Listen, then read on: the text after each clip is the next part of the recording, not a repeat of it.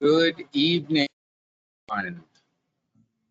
I am just getting set up, so give me a few minutes. This is Dan Martin. I'm going to be your instructor tonight. I was there on Sunday. Hello, Ashley. Good evening, everyone that's checked in so far. Thank you so much, and welcome. So happy to be here.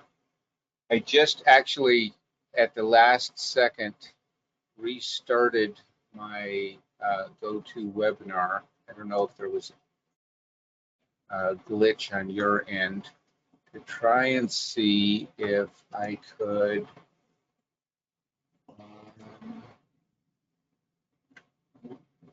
There I am. I don't know if you can see me or not. Share my webcam. Can anybody see me? Ah, so this is, I come to work. I figured, oh, well, I'll give it a try. My camera was unplugged. So yeah, a real person. I come to work because I've got 3 screens in front of me and I've got all my stuff hopefully accessed and everything. So I think hopefully you can view, well, we'll see how it goes anyway. Webcams, let's see. Stop sharing my web. I usually don't have my webcam up. Yeah, I'll try it and see. Can you have a split screen and see the welcome screen also? Yes. Okay, good. So yeah, I want you to be able to see. You know what? I'll keep this up. It's not a big deal. I think you can minimize what you see of me, or maybe yes, but it's very small. So Cynthia, you can change your view, I think, and make it so you can see me more, screen more. That's as I recall the last time I saw somebody. Yeah. So anyway, hopefully everybody is. Let me check we're at 32 here. I noticed there was on Sunday there was, I want to say 39 registrants, and now there's like 43. So I don't know if there's more people here or not. I guess I'll know at the end when I do attendance. So nobody has let me know that there was one addition last right before last class since I got the role. But anyway, this is all background stuff. You don't care about this. Let's see. Trying to get my headphones set up. Okay. Oh, good. I'm glad, Eric, that you are. Yeah, I'm wearing my earbud, and hopefully, I have my earbuds plugged in, and I usually switch to have one or the other because I get paranoid about running out of juice and not having them. So anyway, once again, all background stuff that you don't need to know. But we were talking last night was our our circulatory last class, and we were talking about anatomy and brought up earbuds, and it's kind of nice to be able to move around with with that type of thing. Thank you, Carlos. I'm glad you're present. That's a nice gift for me. Get it? Ah, thanks, Rachel. Nice to see you. I'm sorry I can't see you. Yeah, but that's okay. Yeah, it would be difficult to see 33 people, I guess, all at once. Although, people do it on Zoom all the time. So anyway, once again, does anyone have any questions before we get into tonight's lesson? Happy to be here. Thank you, Naomi. We're going to be going over anatomy with this book, but this is going to be later on. I've got my here. I think since it says review of joint actions, we're going to do that first. And I've got a little bit different way to review than Denise does. So anyway, oh, by the way, I did get a couple, I want to say 2.5 homeworks. I don't have the book yet. Well, it's okay. Just as long as you have the printout of the first day packet, you can use it and kind of. I'll have stuff up on my screen for you to look at. Didn't find this. What is the skin book? Not sure what this skin book is. So we have.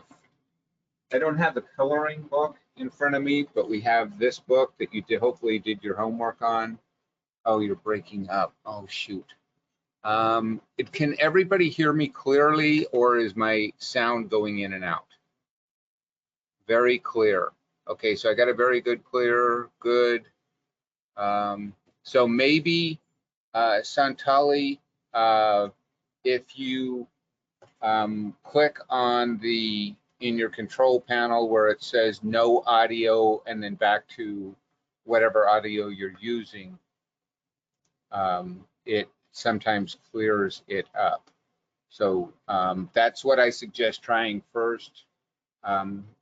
Worst case scenario, you can restart your GoToWebinar.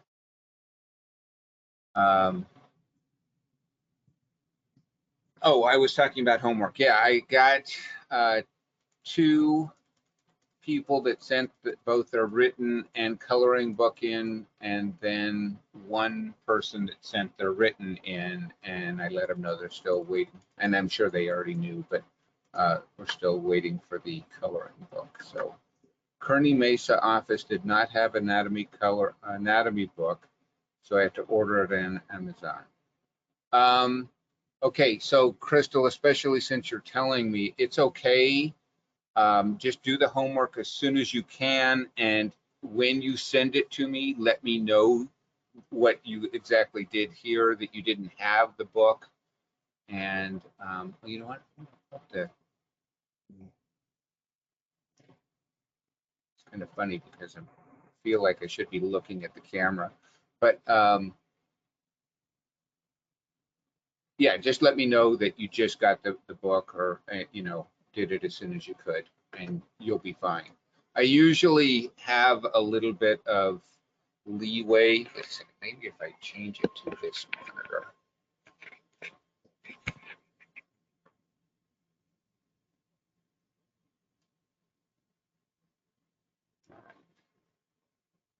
Yeah, this way I won't have a kink in my neck by looking over to the side to the one monitor. All right. Like I say, if you guys get sick and tired of looking at me, just try and minimize it as much as possible. Or I don't know if you have a way of turning it off. But anyway, this is a totally and don't expect Denise to have this on. She hates to have her camera on because I see her inner beauty, but she apparently doesn't see it as much, so, or doesn't like to show it. So anyway, she doesn't usually have her camera on, and I don't know. I don't think Mindy does either, honestly. So anyway, yeah, no problem. Okay. Once again, no questions as far as that goes. Assignment was read skin chapter, but I have to go to circulatory chapter to find the answers. How come? Because this book, basically, that's just the way it's structured. It's just, yeah, to some of the answers, it might not be in the same exact thing. Oh, I just got coloring, so that's good. Yeah, it's just wherever you can find it in the book. Anyway, just do the best you can. Once again, and the homework is to get you familiar with the subject that's going to be talked about coming up. How are we supposed to know? You're going to look. I would look in the index and go to wherever it tells you to go to, and find the answers. So I don't know. Honestly, I hate to admit it, but I've never done the homework with this anatomy book before. So, because we've already gone over this stuff. So, I do have a note in here that wound healing is on page 290. So, because, yeah, we didn't know if that was part of it, but, and that is part of your homework this time. So, anyway. It's it's something you'll get used to, Carlos. I'm sure. Um, just getting the more you do it, the more you're going to get familiar with it. Okay. All right. So let me bring up. We're going to do, like I say, a little bit of the review and structure webinar. Okay, everybody can see the PDF. So I've got yeah. Yeah, I appreciate that, Carlos, and just doing your best, I'm thinking is going to be good enough. So, and you'll, like I say, everybody just does their best, and we're good.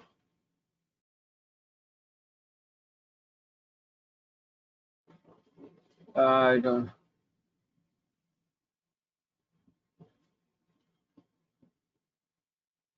So, I don't know if I'm. Somebody said, I don't know if I'm understanding the structure of the class, but why are we learning about what we talked about on Sunday today, but then going over the stuff we learned while doing our homework on Sunday? Because I asked if there's any questions, and I'm just going over what you need to know.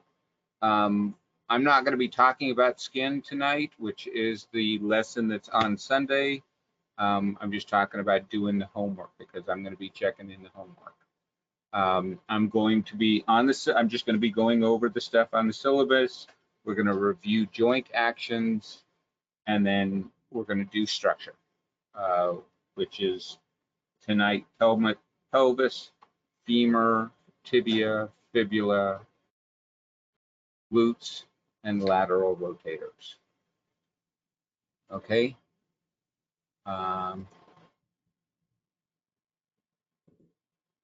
Bad connection from your end. Okay, so Nancy, didn't we learn that? Didn't we learn? So yes.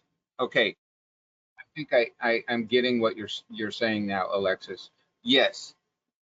Sunday is the main lesson. Okay. And then we review that lesson on Wednesday again. That's part of the way the class is structured. We do the main lesson on Sunday, and then we review it. Okay. Okay. So Nancy, is it better now? The bad connection? Okay, good. So does that make more sense, Alexis? Like I say, that's the way you'll get used to it. The first day, first couple of days is pretty much getting into the flow of things. We'll get once we get past today.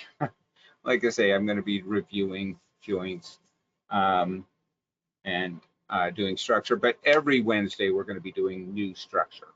So, and then, like I say, okay, yay. Okay, good. All right, so name the actions of the joints of the following joints. So I'm going to have a picture of an action, and I want you to tell me what action that is, just in the question panel. Okay, so for example, when I say a complete answer includes the name of the bone, for example, no, you don't need to write it down, Nancy. You're just, well, writing it basically in the question panel. This is just for you to get familiar with the joints and actions and whatnot, a whole bunch of stuff. Once we get through this, I'll do some polls and introduce you to polls. And it's kind of hopefully just a little bit different way of doing it. So anyway, going to the first one, let's just get started. And so what action would this be?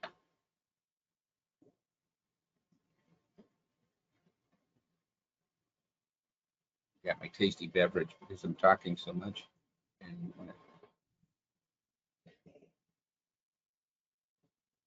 it is non-alcoholic though, so that's good. Okay, so that's what it said here, and that's why the first few people said elevation, but elevation of what? Okay, so that's why you include the bone in your description. Okay, there you go. You guys got it. Anybody?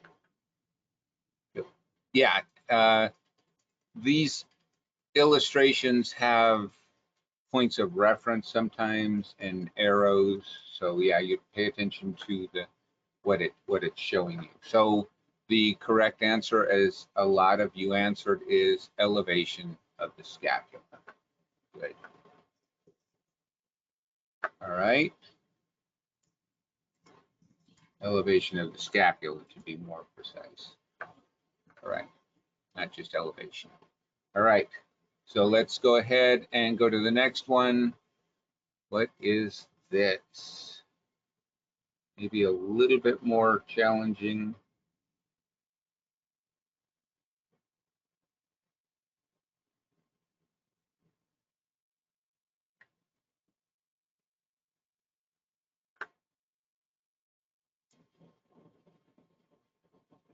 Good job, Gabby.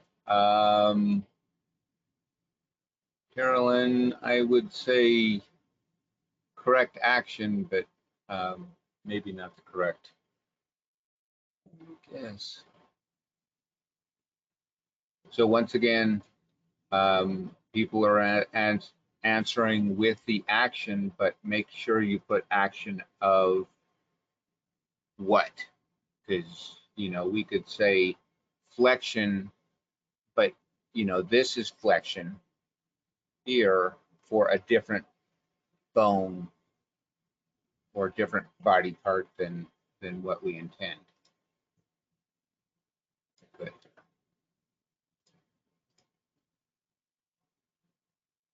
Yes. So everybody's doing good. So I'd say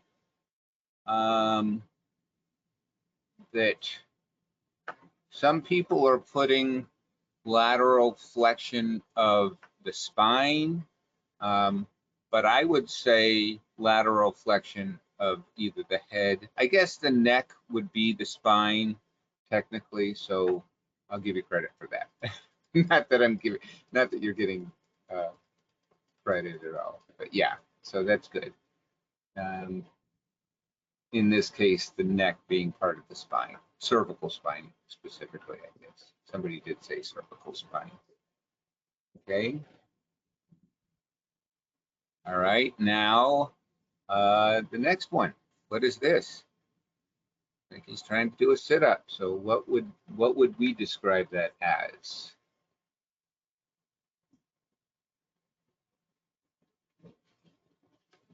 Okay, I'm gonna leave it up here, and I want to see because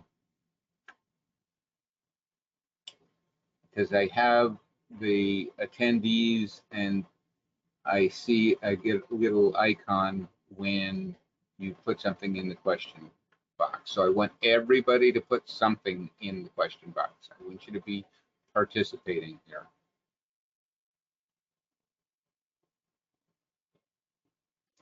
So Crystal and Teresa, hopefully I'm saying your names right, I'm sorry, and Cynthia and Tiffany, flexion of what? And Alexa, I'm okay with that answer. So if you just put I don't know, it's okay. I'm going to check. Um, oh, yeah, I would totally try and switch to the computer if you cannot see. Yeah, maybe you could just see my camera. I should probably turn my camera on.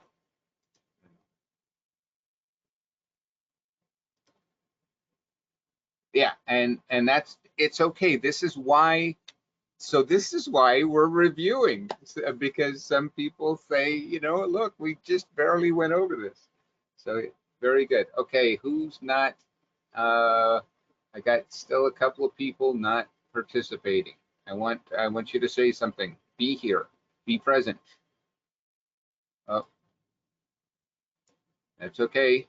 If you're not sure, just put that. Uh, Jade, are you here? Erica, Elaine, Azalea, is that right? I see Webb next to your name, so maybe. Alexandra, I am getting yours. Thank you. Ooh, good guess, Azalea. Um, okay. Elaine, are you there? Did I not get? And Jade, for some reason, you're not showing up here. So, anyway, oh, there you go, Jade. I got it. Okay. Raquel, yes. You're, okay. I can hear but can't see anything. I'm wondering if, okay, I'm going to turn off or unshare my camera, hide my webcam. Stop sharing. People can see you. You've hidden your webcam, but you're still sharing your webcam. Yeah. Okay, wait. Sorry. Stop sharing my webcam. Now, the people that couldn't see, I'll go back. I can put it back on, but yeah, is there another page? The phone in the picture is on the next slide. Oh, okay. Welcome, Jaden.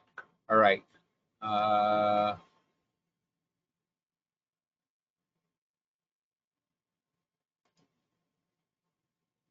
okay, I'm back up. All right. Hopefully you got it. So, like I say, Elaine, I'm not seeing you. Everybody else is good. Thank you very much. I appreciate that. The answer, by the way, and I'm sorry it took so long to get to it, is flexion of the spine or trunk. Okay. Webinar pops up into another page. You should check on other pages. I'm trying to imagine what that's like. I'm so glad I don't have that. Ah, okay. This is so weird having the camera up. Honestly, I don't usually do it, but that's okay. All right, fun. Next one. What is this?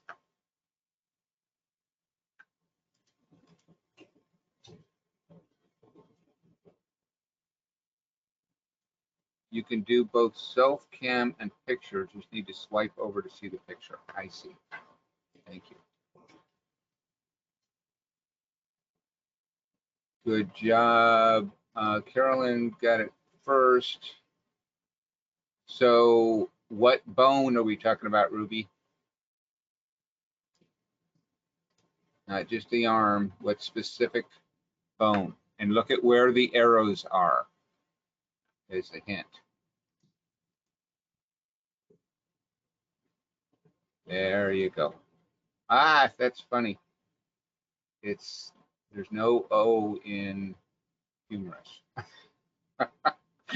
Unless you're telling a joke. Uh, okay, that was my joke. All right, it's okay. Okay, good. Everybody doing okay? Let's see. Good job. All right, you guys got it. Now you're getting the hang of it. Okay. Yeah, Tiffany, not quite.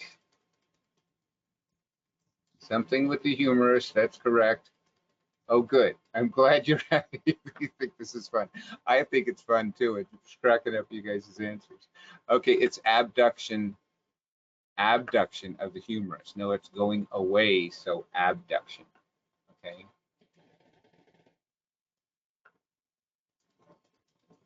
abduction. Alien abduction of this humerus. Yeah, close enough.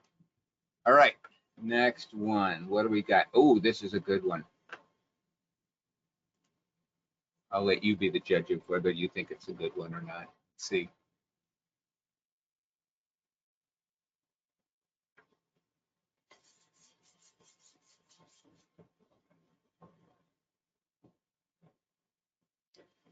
All right, Corey, good job. More specific, Nancy. What kind? Not quite Alexis or Raquel.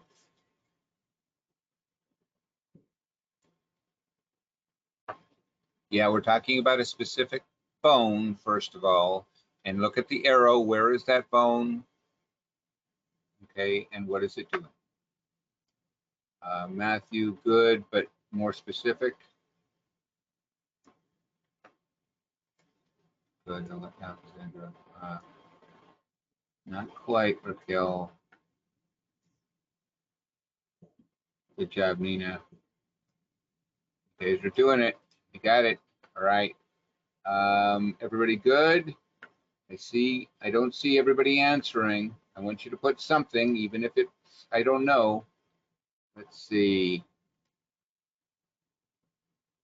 Ooh, I like that, Eric. You put the actual joint, but we're just really specifically looking for the bone that it's working, not the joint itself.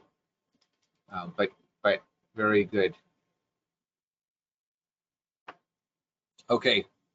We're looking at internal. You could say internal or medial rotation of the humerus coming around. Okay, that's okay. You know, if I accept a I don't know from you, then to be fair, sometimes I won't know something, and it's okay. The lateral rotation. No, it's no. The last picture was abduction of the humerus. Um, Alexandra. It was abduction. This is internal or medial rotation of the humerus. So, medial rotation of the humerus, correct. See, because it's coming around, it's coming medially. It's coming towards you medially. Okay.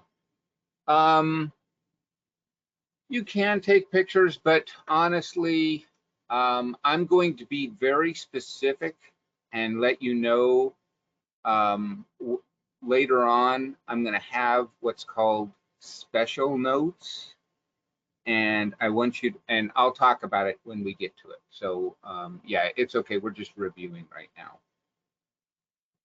Um, it's preferred to have the bone mentioned with joint movements or with these movements, because you could say internal or medial rotation, and how do you know what bone you're talking about if you don't? Do I have flashcard? Oh, that's a great question. I have no. I'm trying to think if I've made flashcards somewhere along the way for this type of thing, but I don't recall. The last one's called exercise. It's called lateral raises. Okay. All right. Very good. Okay. Next one. Yeah, abduction away from the body. Good. All right. What are we looking for here?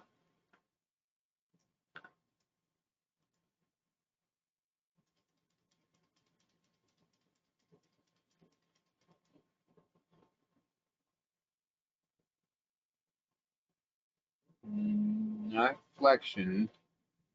It's not flexion.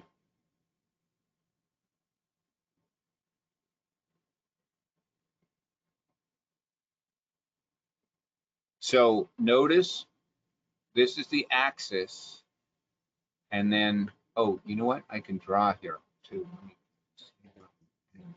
Ah, I hid my pens. Choose color pen. Let's choose green. So notice the arrows. The arrows, this part of the pelvis is going forward. This part of the pelvis is going back. Okay.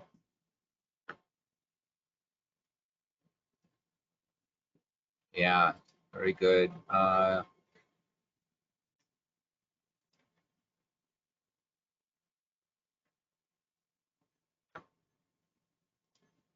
It's good, Santali. It's all right. All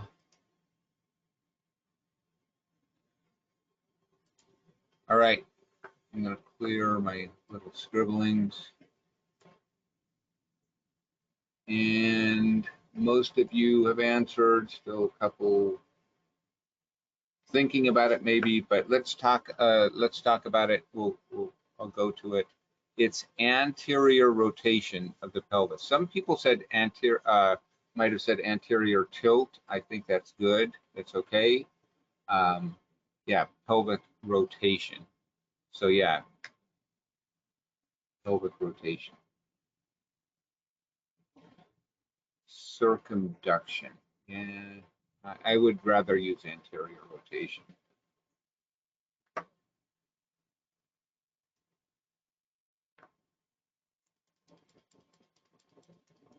Okay, good deal. Good job. All right, now the next one is a little bit tricky.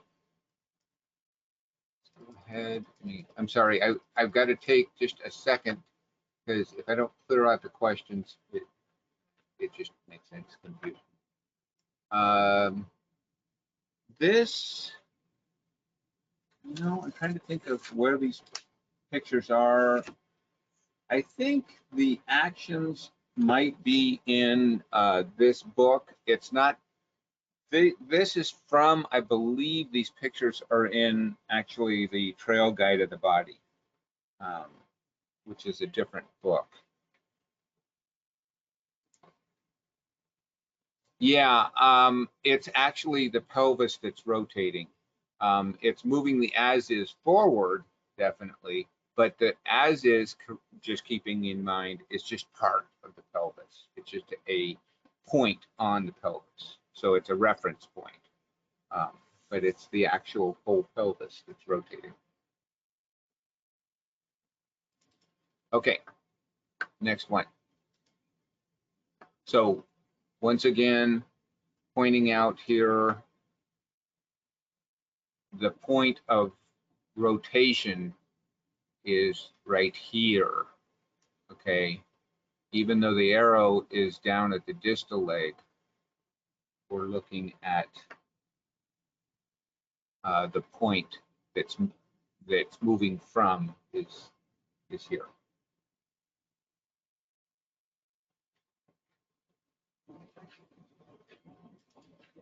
Not abduction. So keeping in mind, remember the difference between extension and flexion. Flexion is closing the joint. So looking at where the point is, let's see if the point was right here and I was closing it, that would be what? Okay, opening it up would be extension, closing it would be flexion. So looking at the picture, what is the joint doing? Is it opening or is it closing?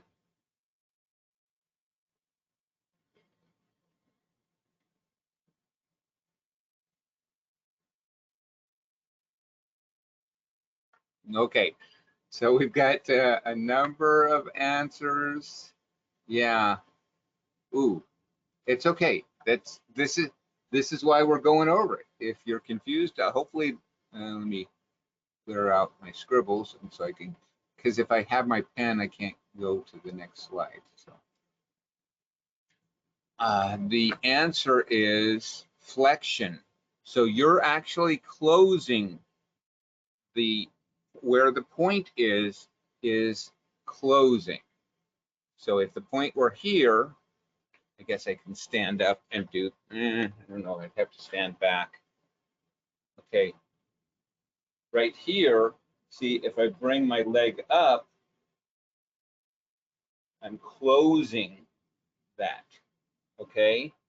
So if I brought my leg back further, that would be opening it up.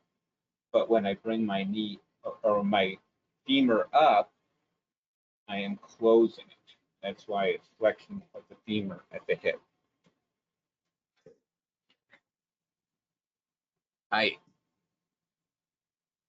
Hopefully, yeah, I know. It's it's a little tricky. So, but hopefully, my poor camera actions, I feel a little bit like a fish out of water, but trying to get that angle right. But anyway, all right. Flexion of the hip. So I guess flexion of the action is with the femur moving up to flex the hip officially. She said on Sunday that to bring your knee to your chest would be flexion. Well, yeah, but once again, I'm looking specifically at the hip in this case. Yeah, depending on where you're looking at, Alexis, I guess. So, yeah, at the hip, that's where it's flexing. All right, let's move on. Enough about that. Okay, now once again, the point of reference is at the knee here, bringing it up. Okay, so what are we doing? Very good, Teresa. Is it Teresa? Teresa? Teresa. So Teresa is correct, hopefully. I'm sorry. You guys are getting this. So, Samantha, we're looking at the knee here, okay? So normally I would say a bone, but yeah, we are actually looking at the joint here. Carlos. Oh, you're not sure. I get it. I thought you had a question. Wow, I move in that way. It makes it go. Okay, at the.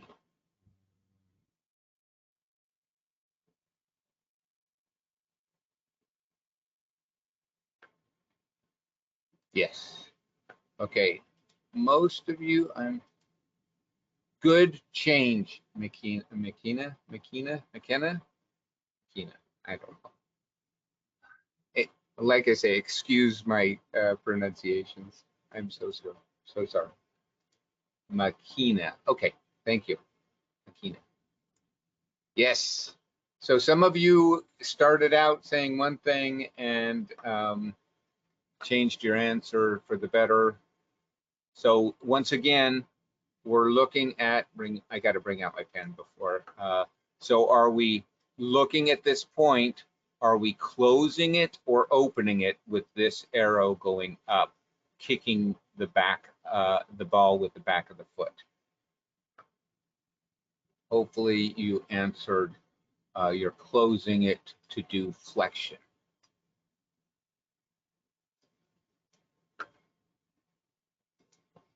Flexion of the knee. Yes. Good job. Thank you.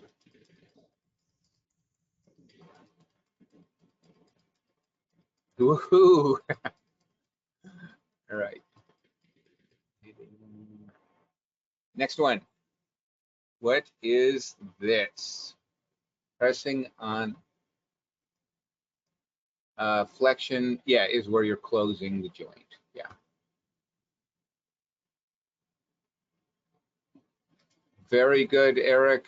You're the first one to get specifically. So we're looking, I don't know if this term is used anywhere else. Maybe it is, but we're specifically looking at what joint.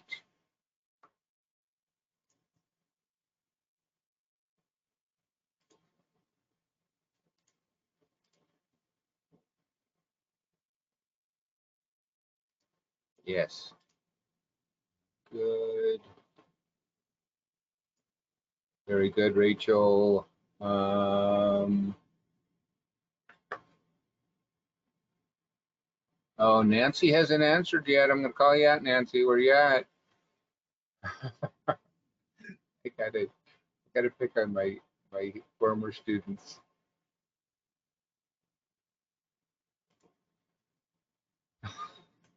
Thank you. Plantar flexion of the ankle. Oh, I see. Yes, thinking is good.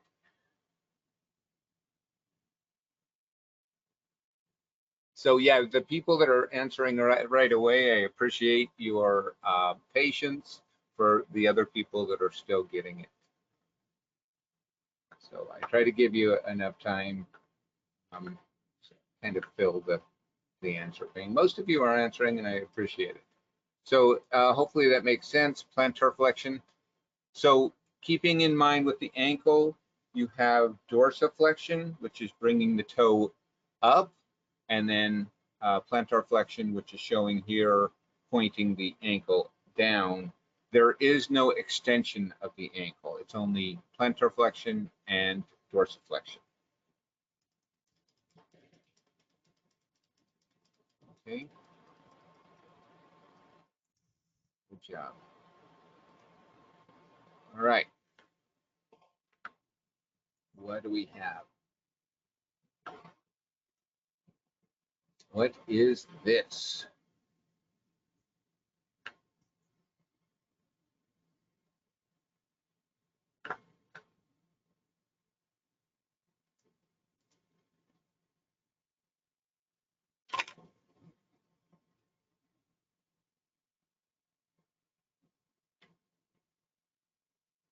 Good.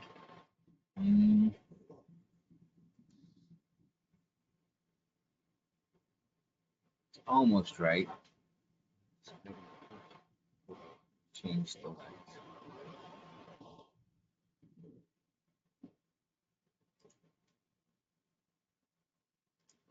Good. That's okay. Some people are saying medial rotation, which is an interesting way to look at it, but not the term I'm looking for. It's okay. Good. Oh, it's okay if you're going to say medial rotation, but yeah, like I say, I'm looking for a specific word of the foot. Okay.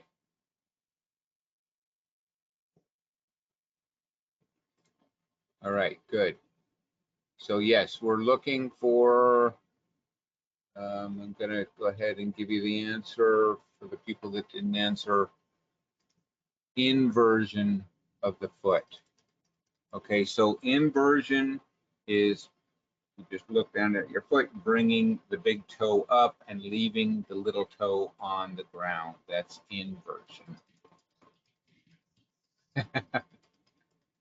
And so what would be the opposite of inversion, where you would bring your little toe up and keep your big toe side of your foot? Good, yeah, eversion. And I've told my circulatory students this, but the way I remember that is, if you do that, I imagine an elephant doing that when he sees a mouse and going version.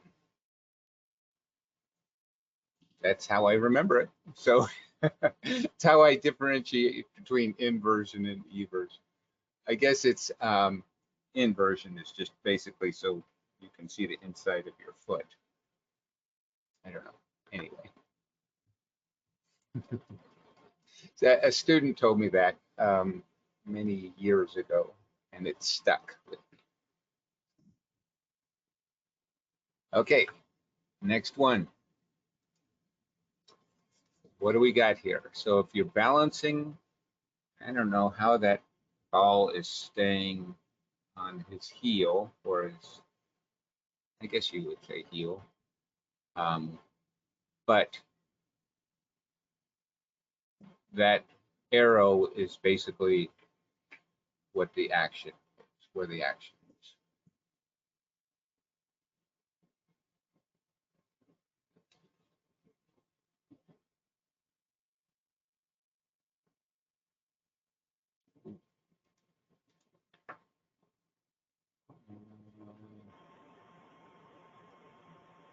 Natalie, good job. First one to answer.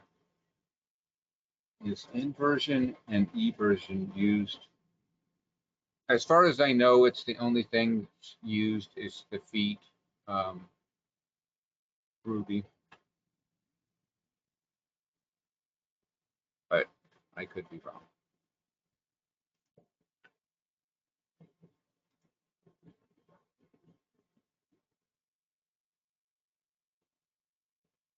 Good job, Nancy. You got it. Yeah. Good. Couple. Okay, finish up. If you haven't, just put something. If you don't know, that's okay.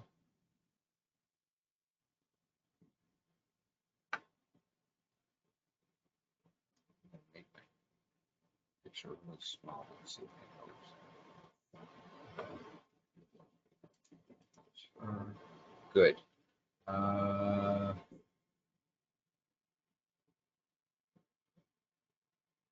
Good. Good job, everybody. Thank you for guessing. External or lateral rotation of the femur. So you could say external rotation of the femur or lateral rotation of the femur, because you're going out, basically. It's going outwards.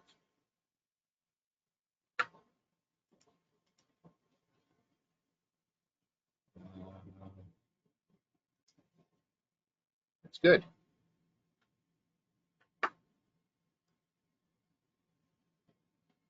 Lateral rotation or external rotation. Good.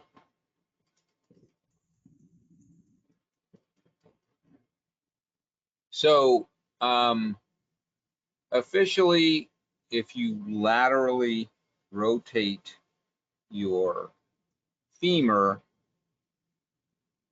you're really, yeah, I guess you could say hip also, but yeah, it's the femur that I was there specifically looking for. At what joint? Hip, knee. See, and the knee is just extension and flexion, really. So there, we'll go over that when we go over the knee. Anyway, there's some slight rotation that you can do. But yeah, I'm going to say the hip more than the knee.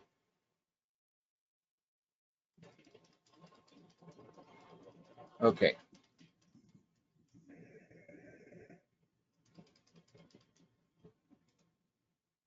Hopefully that answered everybody's question. Everybody, there was a lot of comments there. Okay, here we go.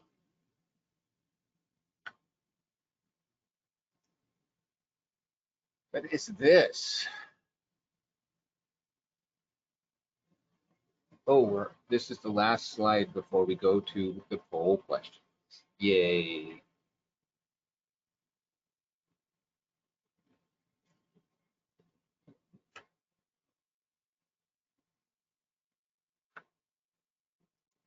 Send me an email, Carlos, and ask me that question.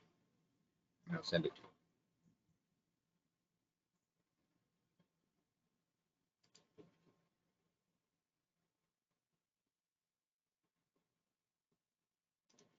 Okay.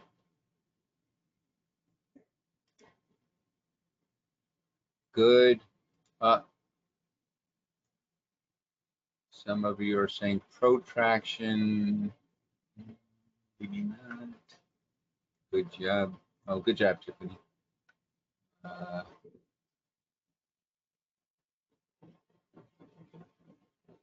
So do you see, Nancy, there's no rotation here. Okay, it's not rotating.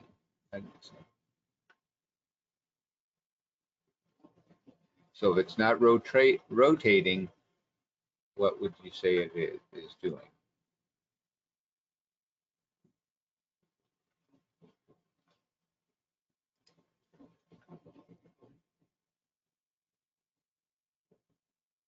Yes, you got them, both of them, Alexis. Good job. Okay, so people answered. Here we go. It is either retraction or adduction. Adduction, bringing in, so that's what you think of when you think of the arms or the legs, but in this case, it's the actual scapula. So come back, bring your, I didn't do it, you're actually adducting the scapula or retracting. I retract that statement. So protraction, retraction,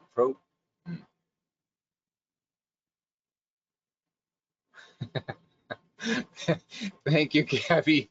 I cracked me up. That's what counts. Okay. Adduction of the scapula specifically, Isaac. Yeah. Good. Okay. Now, we're going to go to poll questions. Now I haven't done poll questions yet.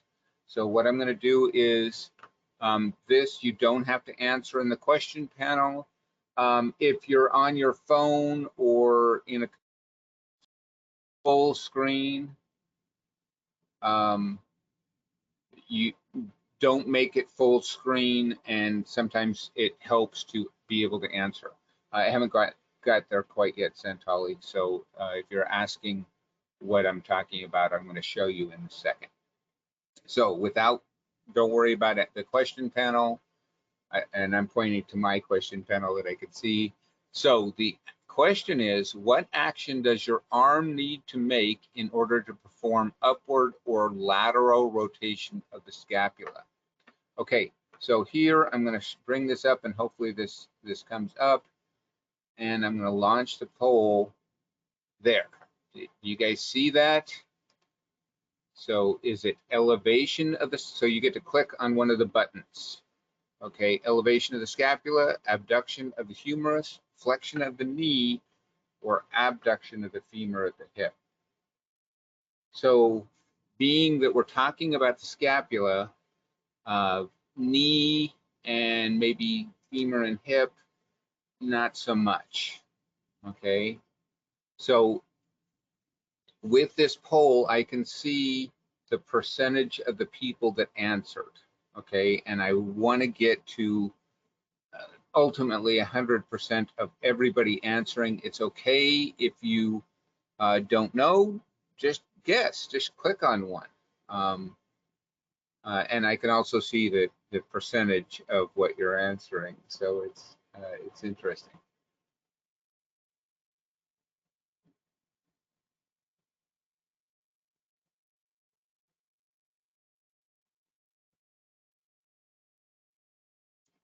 So Crystal, did you click on the button also? You're answering in the question panel. Hopefully, we're at 86% right now. If we can, usually I did now. Okay, good. Yeah, so finish up, answer if you can't. Is anybody that can't click on the button and answer? Usually I give you about a minute. I'm giving you extra time right now because I want to see if I can get other people who cannot click on the button, because like I say, I'm only at, oh, there, 89%. Somebody did. It ends. Okay, here. Okay, I'm going to close the poll. And now I get to share results. So 50-50, elevation of scapula or abduction of the humerus. All right. So we're kind of split here. I'm going to hide the results, and the answer actually is abduction of the scapula. Okay. Lateral rotation. So if you're looking at your rotation, so if you elevate the scapula, basically that's just bringing it up.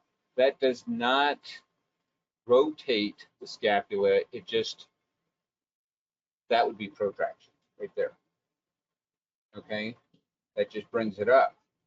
Okay, but rotating around, all right, so here you're actually rotating. Okay, abduction of the humerus. So abduction of the humerus actually rotates the scapula. Hopefully that shows is a little bit more clear. You see what I'm saying? If you're just bringing your shoulders up, that doesn't rotate. Okay, but abducting the humerus, it does make it rotate. Good, everybody good? So polls are going to be happening every Wednesday night. You're going to get some polls. Usually they'll be in review of each lesson, and since all we have right now is joint actions, this is what I'm using the polls for. Next question. Everybody good? Are we all on the same page? I'm not getting any. Okay, yes. Thank you, Ashley. Good. Thank you, everybody. Okay. Next question. Next poll. What action do you use to kick a ball? Okay, so we're looking for the best answer. Is it flexion of the neck to kick a ball? Probably not. A depression of the scapula? Nope. So extension of the knee or extension of the femur or the hip. Usually there's a couple or one or two that answers that don't work. And then there might be a couple that are similar, and you're looking to get the best of the two, the better of the two, I should say.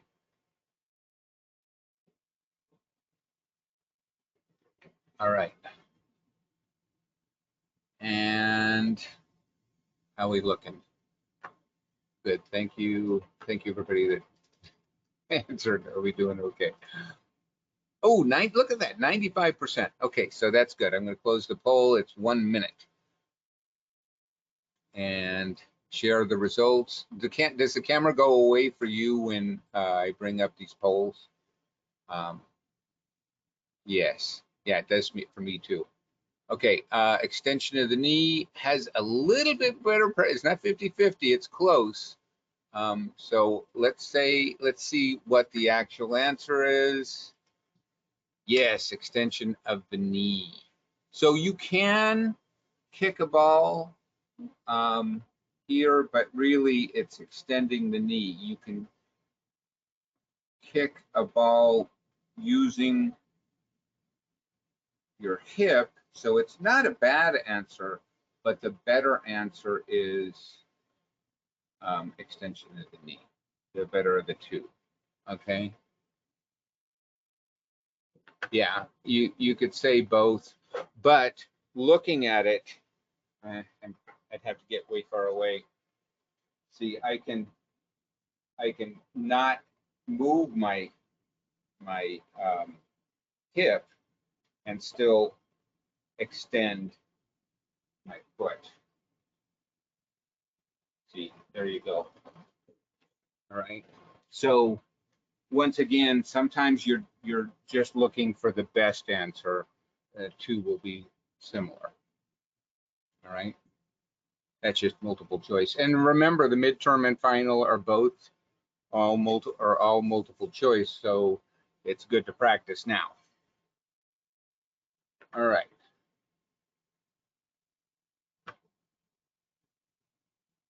What action brings your chin to your chest? Here we go.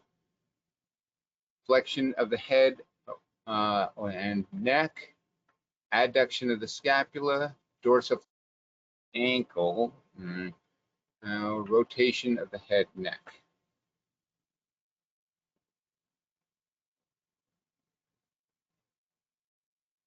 Okay, good. You guys are, okay, now you're getting the hang of it. So very good.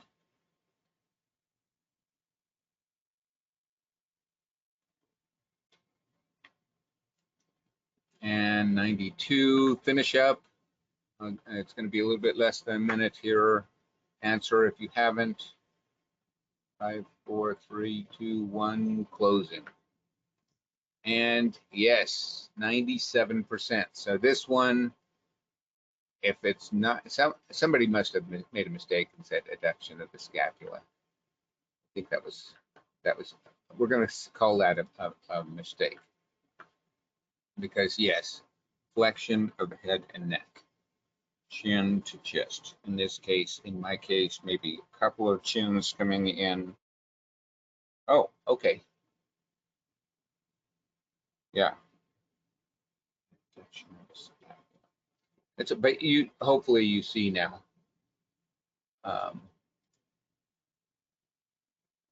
It's okay. You're getting it. Hopefully that makes sense now. Flexion of the head and neck, bringing chin. So you're actually flexing head and neck when you do that. It's not a problem answering incorrectly here. That's how we learn, as far as I'm concerned.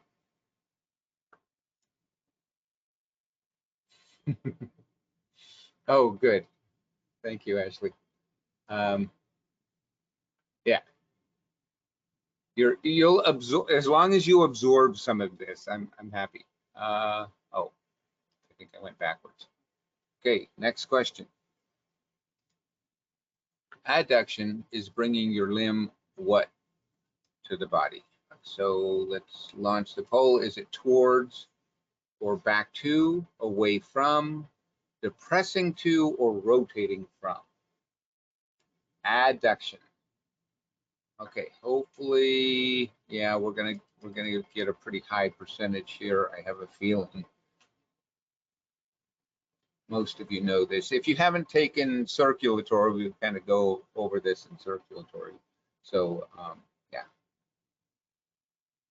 hopefully you've retained it anyway. Finish up. This is,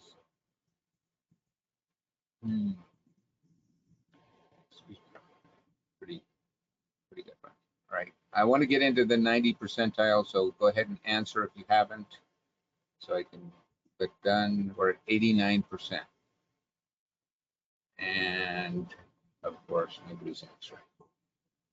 Okay. I'm closing the poll. 1 minute. My time limit is towards or back to is 91%. And adduction, you're adding to, right? Adding to, adducting. Yeah, there you go. See, even a blind squirrel is right twice a day. Something like that.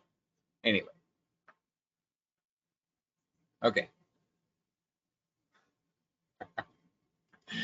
What are the two actions of the oboe? I know Denise went over this. What are the two actions of the oboe? Are they medial lateral rotation, adduction abduction, flexion extension, or plantar flexion or dorsiflexion?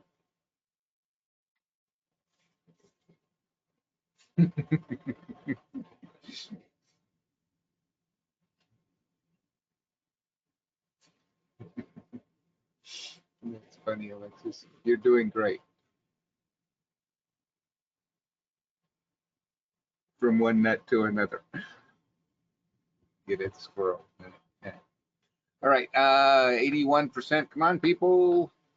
I'm talking about these, well, now 16% that haven't answered. See, I'm a cheerleader too. Didn't even know it, did you? It's okay. All right. I'm going to close the poll. 90%, 92%. And plantar flexion extension. Hopefully. Oh, nice. Cheerleader. Wow. I'm just becoming a cheerleader now. So closing the hiding results. We are looking at, oh, look at what a great action that is. Extension, pulling up and bringing down. Flexion, extension. Nice. Good. You can co-cheerlead with me then. Squirrel better watch out. That's right. All right. Let's see, where are we at? I'm waiting until I get to my special notes one. Here we go. Next slide. Turning your distal arm from palm up to palm down. So do this before you answer. Okay. Oh, is just bringing your distal arm palm up and then bring it palm down. What is it? Is it eversion of the foot, pronation of the forearm, flexion of the humerus, or supination of the forearm?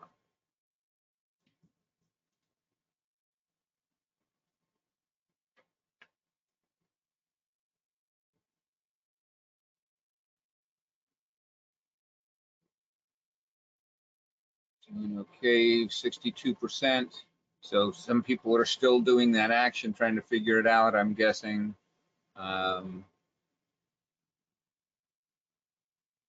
Okay, good deal. All right, we just got a slew of, let's go ahead and give it 5 more seconds, and then I'm going to close the poll. And pronation of the forearm. That's the majority, and that is the correct answer.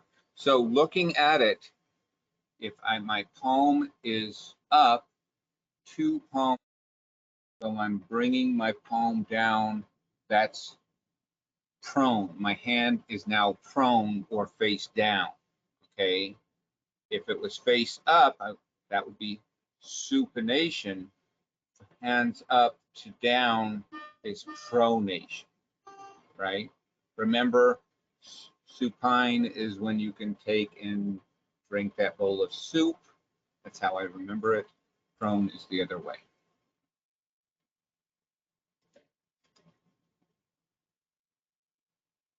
Oh, yeah, this is just turning. So the act of turning from face up to face down is pronation, becoming prone. Yeah, extension of the wrist, flexion of the wrist, that's not pronation. So I'm not sure. I'd have to go back and look at what she said.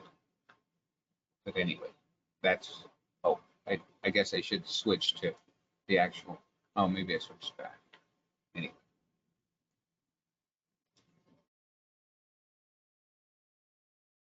All right, next question. Let's see. Okay, this is kind of a fun one for me. Anyway, what type of ankle flexion would ballerina use for standing on her toes? All right, we know there's 2 types of ankle flexion. Okay, and I kind of threw in a couple of extra flexions. Well, actually, we know that extension is not correct because there is no extension of the ankle.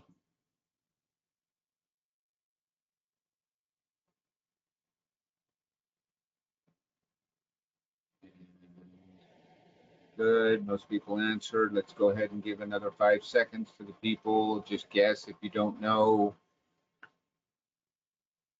3, 2, 1, closing the poll. Real quick, I'm going to share the results. Most people said plantar flexion, and that would be the correct answer. Ankle flexion would be a ballerina to use to standing on her toes. Notice I took the foot and put it up over there. because she looked so elegant with that tennis shoe. All right, yeah, yeah, visual kind of helps. All right, plantar flexion, that's you're planting your toes down, okay? Dorsiflexion, bringing your toes up. Notice I would do that with my hands, but anyway. I would bring my foot up, but it wouldn't be a pretty sight. This one. Okay, good.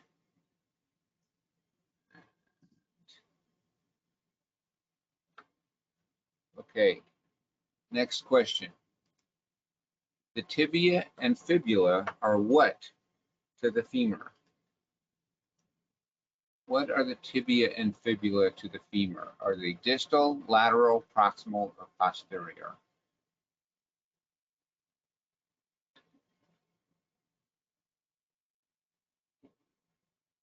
Oh, thought I was going to get 100%. Not quite.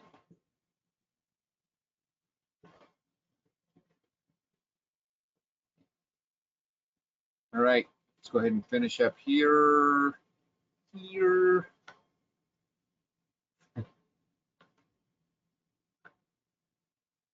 Most people got it. A couple more seconds. Finishing up. All you gotta do is click on an answer. There we go. Close to 90%. Close enough. And distal. So tibia and fibula are distal to the femur. That's what everybody's guessing. So I'm going to say that would be correct. So you have the tibia and fibula. The femur is proximal, closer to the torso. Tibia and fibula are distal to that. Good job. All right. The humerus is the most what bone in the arm? Is it the most distal, the most lateral, the most proximal, or the most posterior? These are, I know, really somewhat basic stuff that we've gone over, but just good to know terminology.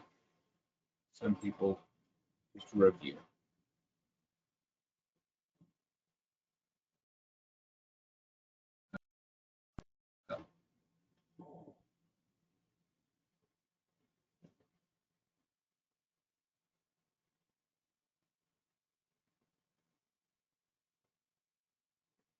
And 3 more seconds, closing the poll. So, wow, I would have thought it would have been a bigger, so the humerus, that lateral, second place, there is no lateral. Not to discount your answer at all, but yeah, lateral and medial, it's just, yeah, it's proximal. So whatever is closest to the torso is proximal. That's what that term is dealing with. Okay, usually dealing with limbs, arms and legs, and it's in association with something else. So in this case, it's the closest to, right? Ulna and radial would be more distal. Hopefully that makes sense. Anyway, which structures are more medial? Nose, ears, eyes, or phalanges?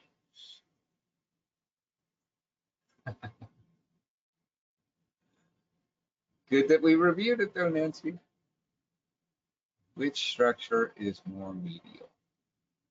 Closest, so if you draw a line down the center of your body, what is the one that is closest to that line? Most people got it. Just a couple more seconds here. It's kind of a softball one, obviously. Okay, and here we go. So yeah, 97%. Oh, somebody said ears. medial would, if you draw that line, those ears would be farther away, right? Hopefully that makes sense to you. So here you can see, as once again, line drawn in the center, medial closest to that, and we got the big nose right there going over it. Next question. Your shoulders are inferior to your head, neck, toes, belly button, or knee.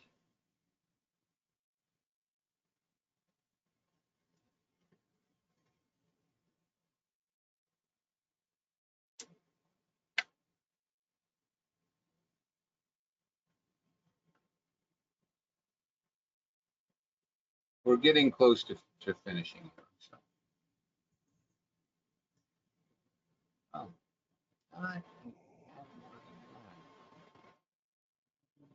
Oh,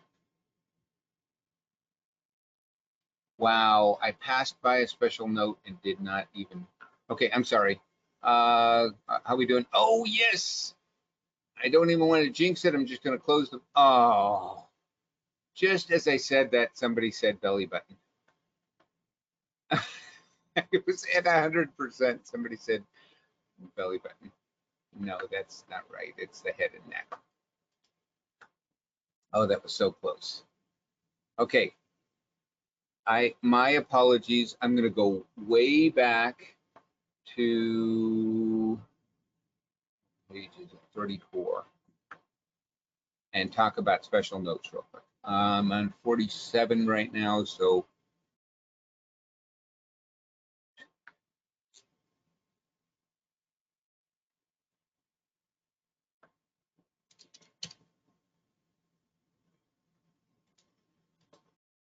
I went too far. There. Notice this highlight. Okay, the yellow highlighted means what I'm going to call a special note. Okay, so I don't know if you're taking notes right now, but if you're not, get your notebook out, because I want you to have a page or pages saved, put at the top in big bold letters, special notes. This is what you're going to be studying for your midterm and final.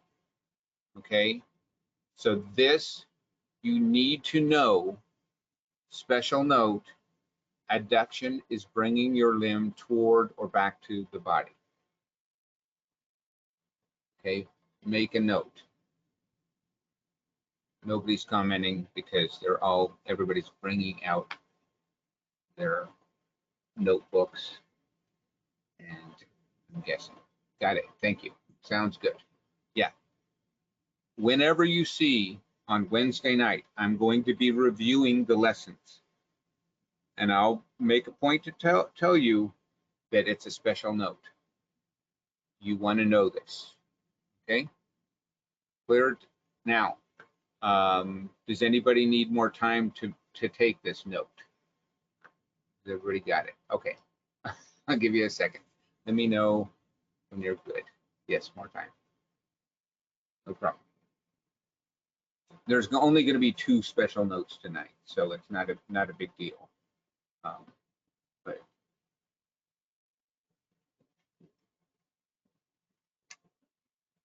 one moment.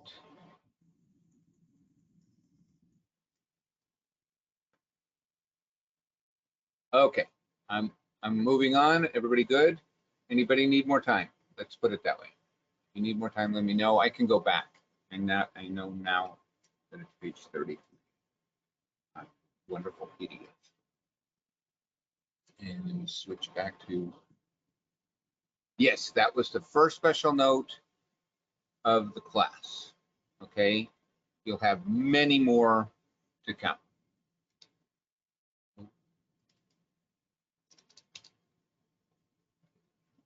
Did we do this one? No. The front of your body is considered inferior, posterior, proximal, or anterior.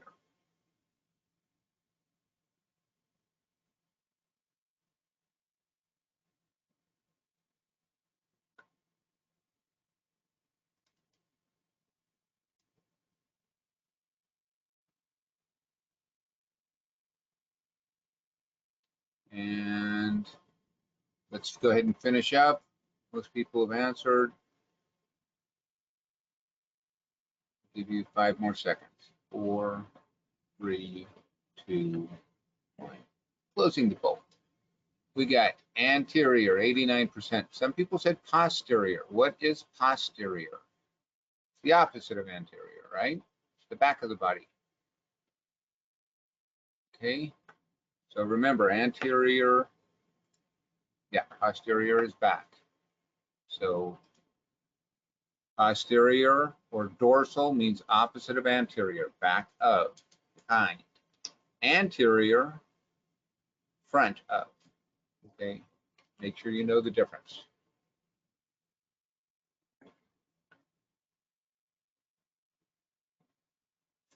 Next question. Moving your shoulder to your elbow, you're moving in a what direction? Are you moving in a distal direction? So going from your shoulder to your elbow. Are you moving in a distal direction, a proximal direction, circular direction, or a dorsal direction? So far, so good. We got some blind squirrels. Shoot.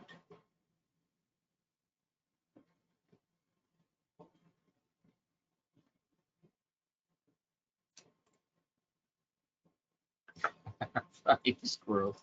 Yeah, flying blind squirrels. Okay. Oh, good. I'm glad it wasn't you. Okay. Let's see. Closing the poll. 3, 2, 1. Oh, 89%. Shoot.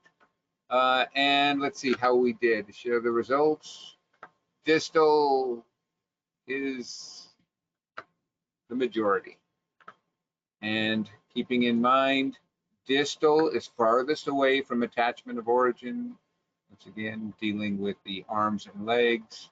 Proximal nearest to the point of attachment or limb or structure. Okay, distal. Correct answer. What do we got next?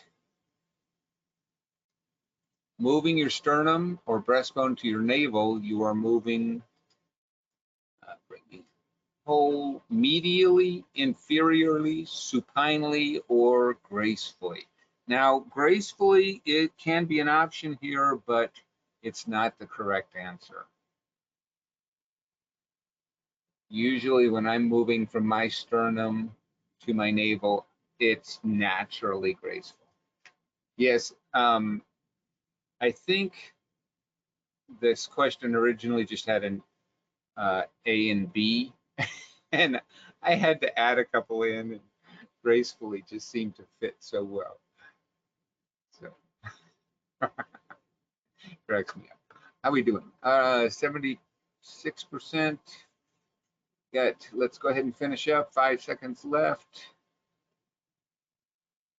And 84. Come on, people. Close the poll. Maybe that was 6 or 7%. All right. So we are looking at 72% of the people answered inferiorly. Good job for those people. Inferior. Inferior means opposite or away from the head. Superior means towards the head.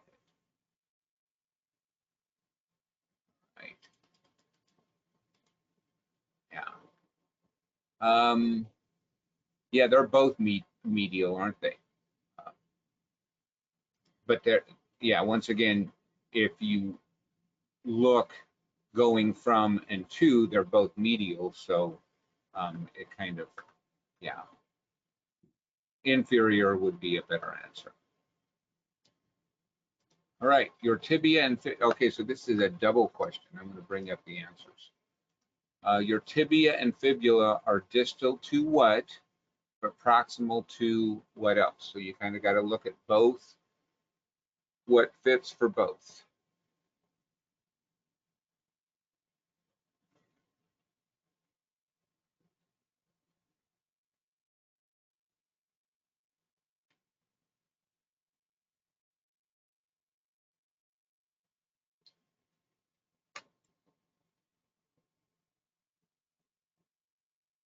We've got like 3 or 4 more poll questions, and then we'll take a break.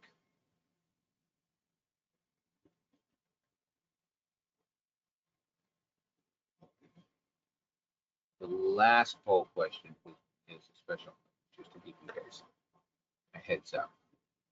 All right, 81%. Closing the poll, 92, yay! All right, femur and foot. So hide the results. So looking at the answer, your tibia and fibula are distal to your femur. Okay, that's a true statement, but proximal to your foot. All right. Hopefully that makes sense, showing the difference between distal and proximal.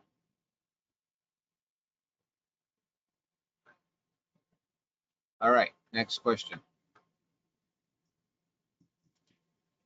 Your skin is what to your muscles?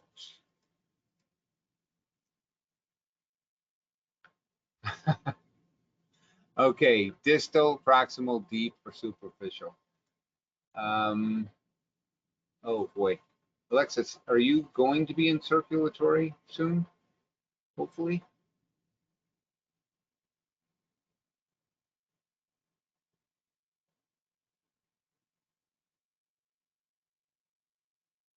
Tomorrow night? I'll see you tomorrow night.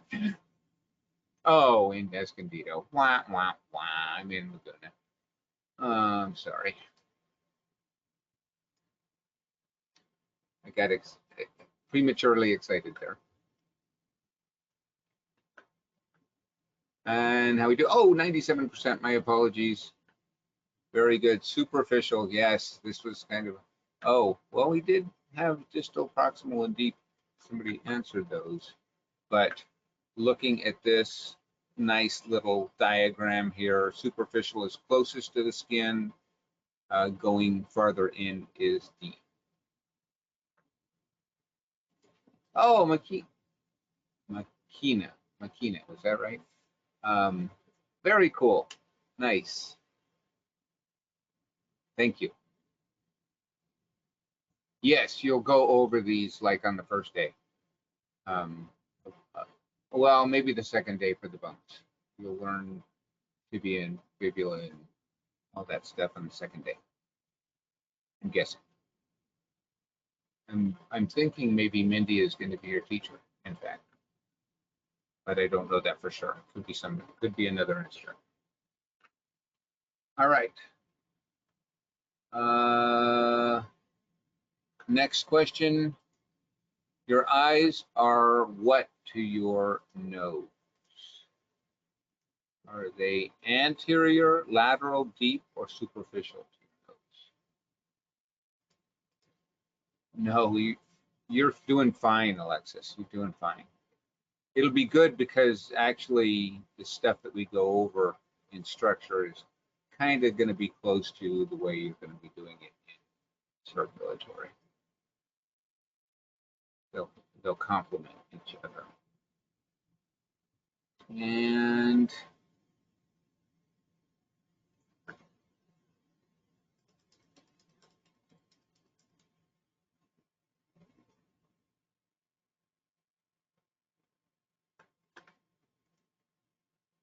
and 81%. Let's go ahead and finish up.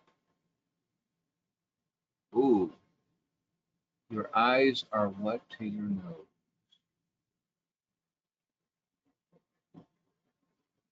I'm going to close the poll at 1 minute exactly. Spent too much time. Lateral is the majority. And what do you know? Lateral is the answer. So the eyes are lateral, okay? They're outside of that line, okay? Your nose is most medial, and then your eyes are lateral to that. Hopefully that makes sense. Last question for a special note. So special note book ready. Moving the limb away from the body is medial rotation, supination, abduction, or adduction. Hopefully you, you should get this. If you looked at your special note, your first special note, you should know your second special.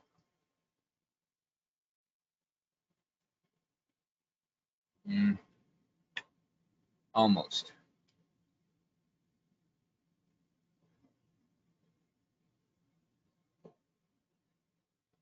Say, okay, let's go ahead and finish up. I think everybody is pretty much ready for a break right now. Hopefully your brain isn't too fried. I'm going to close the poll.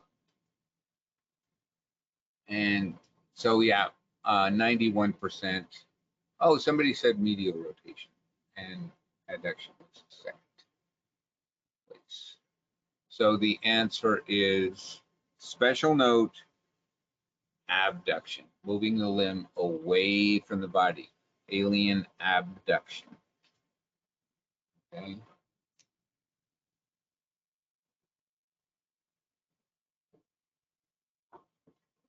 Yeah, you'll go over this stuff on your first night, hopefully. I know I will be tomorrow night going over all this stuff. Okay. All right. It is 7:32. I'm going to take a break and come back at 7:45. Pretty good. 7:45. So let's go ahead and take a break. I'll see you in a little bit. Thank you for putting that you're going to break in the question panel as a reminder. Or a C. That's good. Or a thumbs up. All right.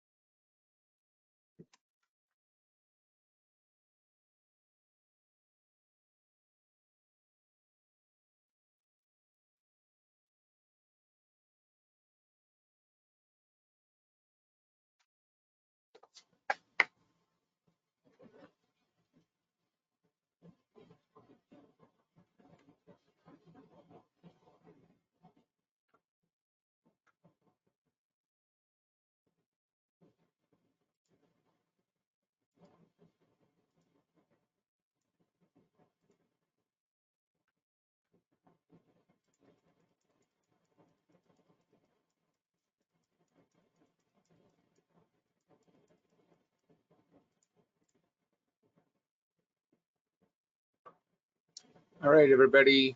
I just realized I didn't mute myself. I don't think I was saying anything at all. I was just, I don't know if anybody was watching me. I forgot to turn my camera off, whatever. I didn't leave. But yeah, I didn't have my audio off. So anyway, you heard and saw everything. Yeah, actually, I don't know if I mentioned this in the um, Sunday, but I work at a printing company during the day. That's my day job, and that's why I can come here. And like I say, I have all the set up. And consequently, being that I've worked at a printing company, for those of you who don't know, I print a bunch of material for the Healing Hands. I created the study guide and flashcards and stuff. So anyway, and a student that was so sweet texted me at break time, and um, I don't necessarily want to use her name unless she wants me to, but she says it's okay. But anyway, she mentioned that she appreciated nice seeing me because she's seen me on the website. So I wanted to point that out. Actually, let me bring that up. I brought it up to show you. Great, we need flashcards for this class. Like I say, I don't know that I have flashcards for anatomy. For advanced circulatory, there are structure cards that show origin, insertion, and action. So those would be probably the best thing for those. But I don't know if flashcards for, yeah, the main lessons I don't have. I hate to say. So let me share my screen with, let me see if I can do it. Sorry, I think. Oh yeah. So this is circulatory.hhs.edu. Oh, you know what? Where can I share that? I'm just going to reply to all.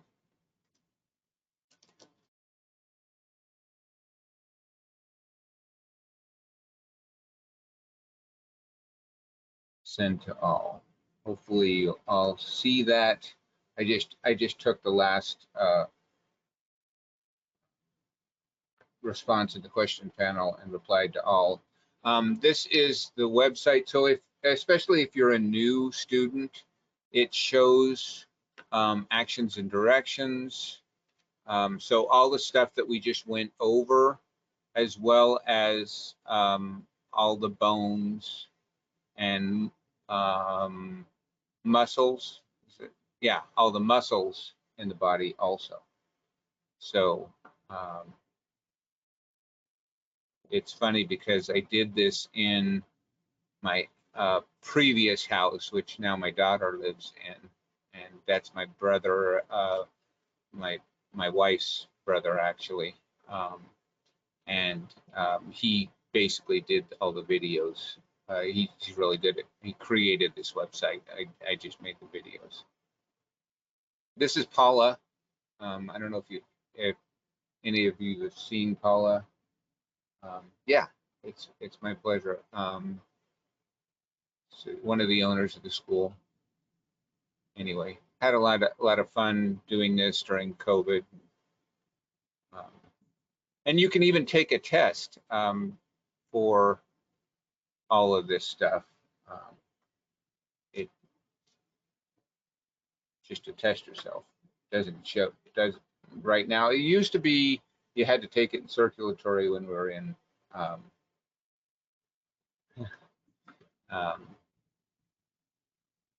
not in class, I guess, for lack of a better term. Anyway, so I wanted to share that just because somebody brought it up. Anyway.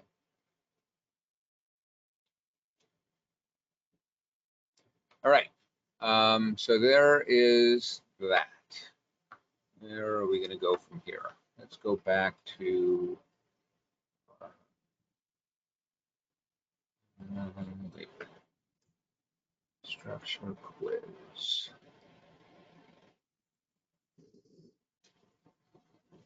Okay, so this is where we were at.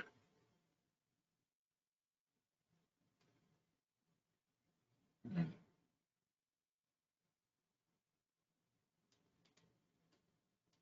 second. Oh, good.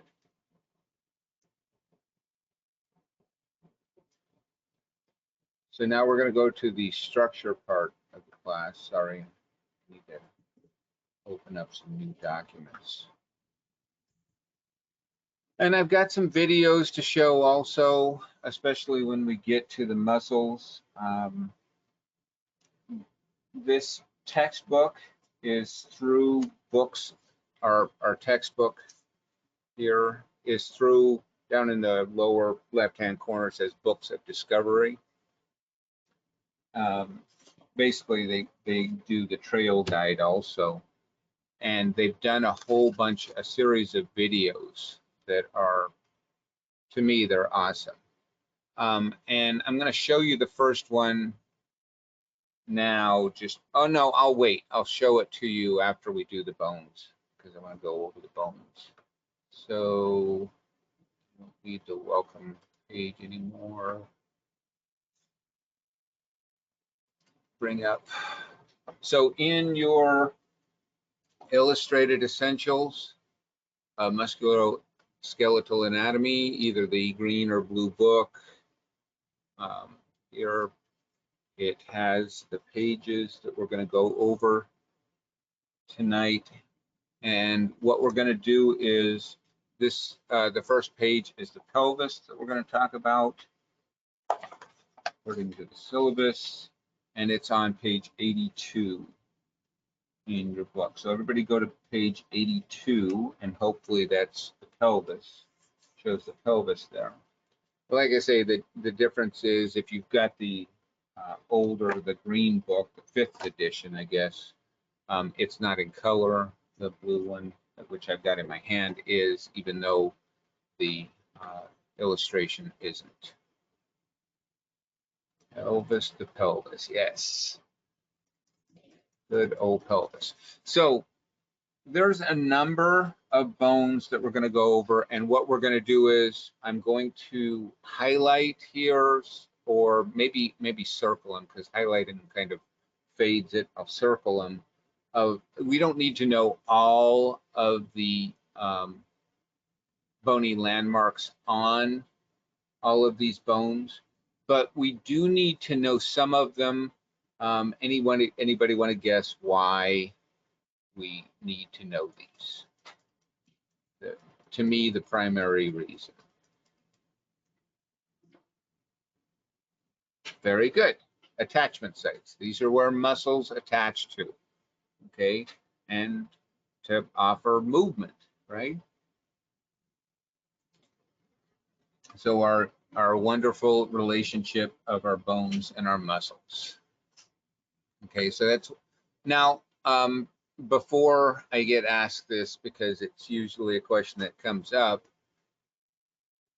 once again, I'm going to go over all of the things that you need to know for the midterm, and I'll even have a review day for the structure on what you need to know for the midterm.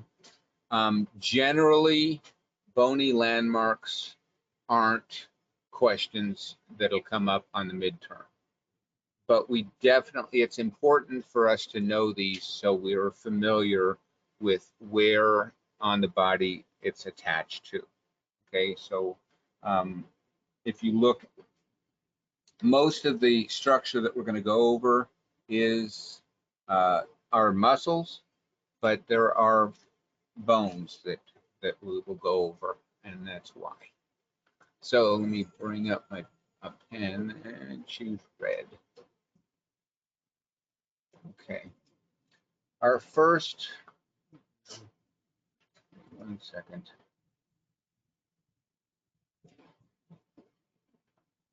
Do a little organizing here.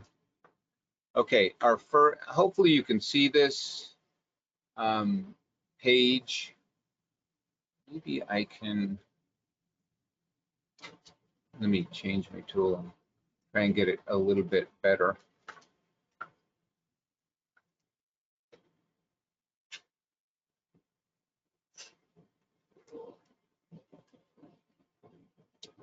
At least show the ilium. Is that better? Okay. Yes, good. Thank you. All right. So the first bony landmark that we want to know is the iliac crest. Okay. Iliac crest is all of the top of the ilium. Okay. So we're just looking at the ilium right now. I'm going to see if I can change colors for each bony landmark that I know. We are on page 82. Yeah, this is basically just I'm in the book, so you might want to just take notes in the book. It's not in the structure worksheet yet. We'll get to those. Yeah, I would highlight them in the book. Exactly. So you're familiar. All right. The next part of the ilium that we need you to know is the iliac fossa. Okay, that's the depression. Fossa is a depression.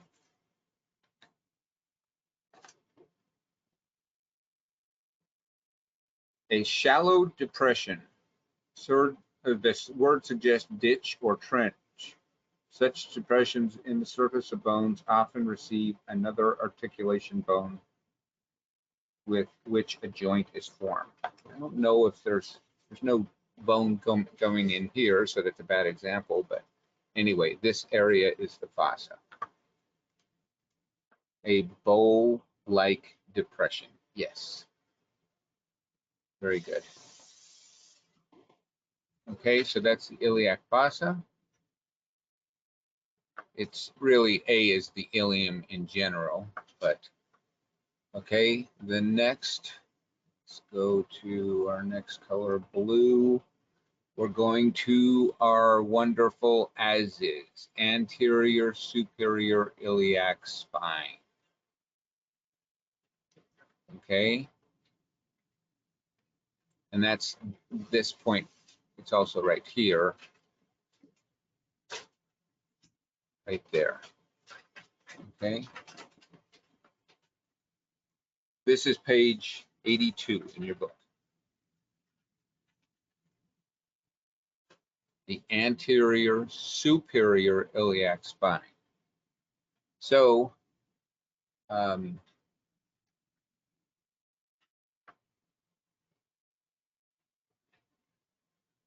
don't like yellow, so I'm going to miss that one. Number 7 is the anterior inferior iliac spine. So coming down from, you can feel your as is. You can reach down and actually touch your as is. Just feel along your iliac crest, and then you get to the basically the end of it, and you can feel that. And then down below is the anterior inferior iliac spine.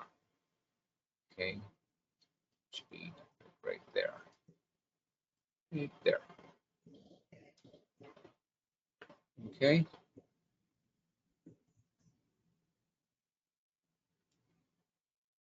Now hopefully I didn't zoom up too much because the posterior view here, the posterior superior iliac spine doesn't show it on the anterior view. This is the posterior view right here. Okay. Posterior superior iliac spine. So that's on the back of the pelvis, right? Right, very close to the sacrum.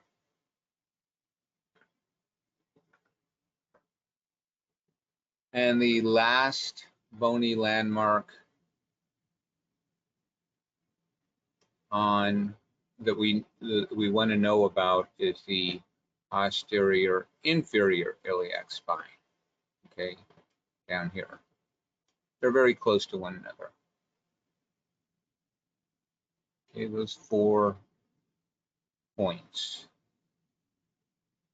Maybe I think I can do ischium. Really, the ischium. Okay, so the let me try and highlight. So the ilium is all of this, right? Going down here, that's the ilium, the large flat bone of the pelvis. Okay, that's the ilium.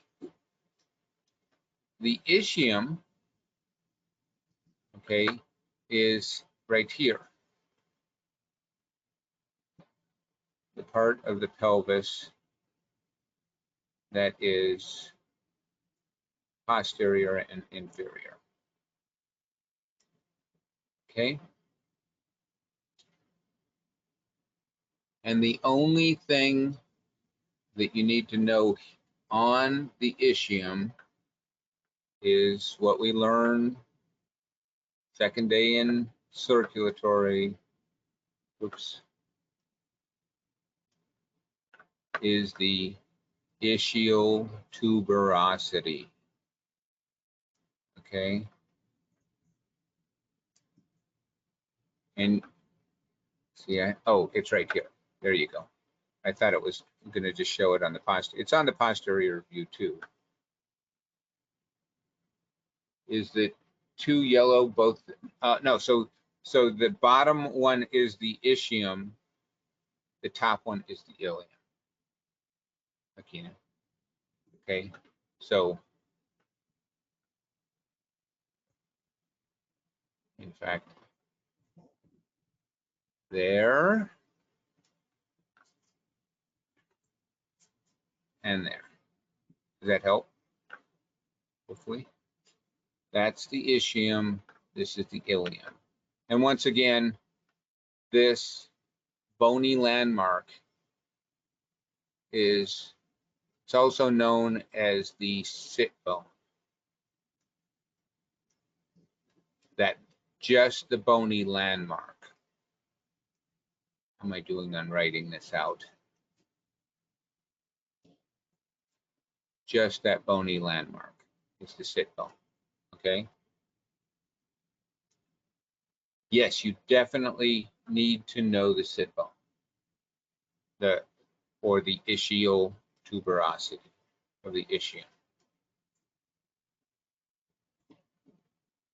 Okay. There are muscles attached, which we'll get into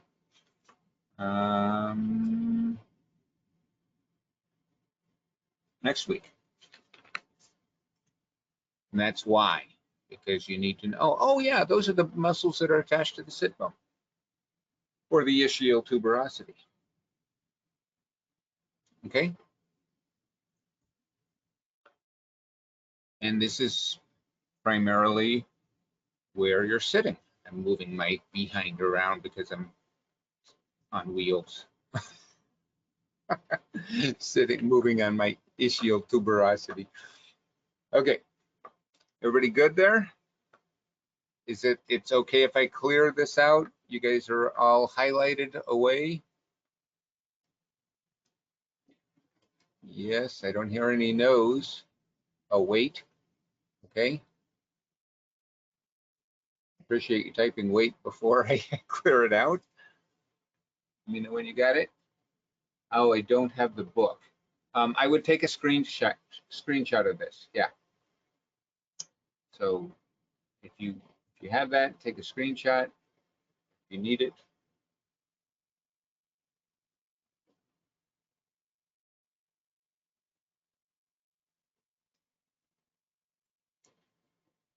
Oh, thank you, Alexa. I'm glad to see you, Alexis. I'm glad to see you're back.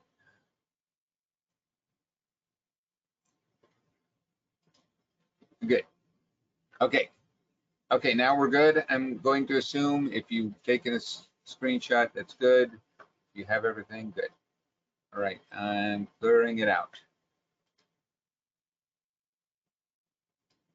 because we're going to go down now to the, we don't need to know about the pubis. The pubis, by the way, is right here. It's, so the ischium is the posterior inferior part of the pelvis. So if you think, remember, posterior is towards the back, inferior is down at the lower part of the pelvis. The pubis is the anterior inferior, so it's at the front of and at the bottom of the pelvis. But we're not, there's nothing to know about the pubis. As I say in circulatory, we don't go there, really, okay? There are classes that do work on the pubis, but not mine. So, okay.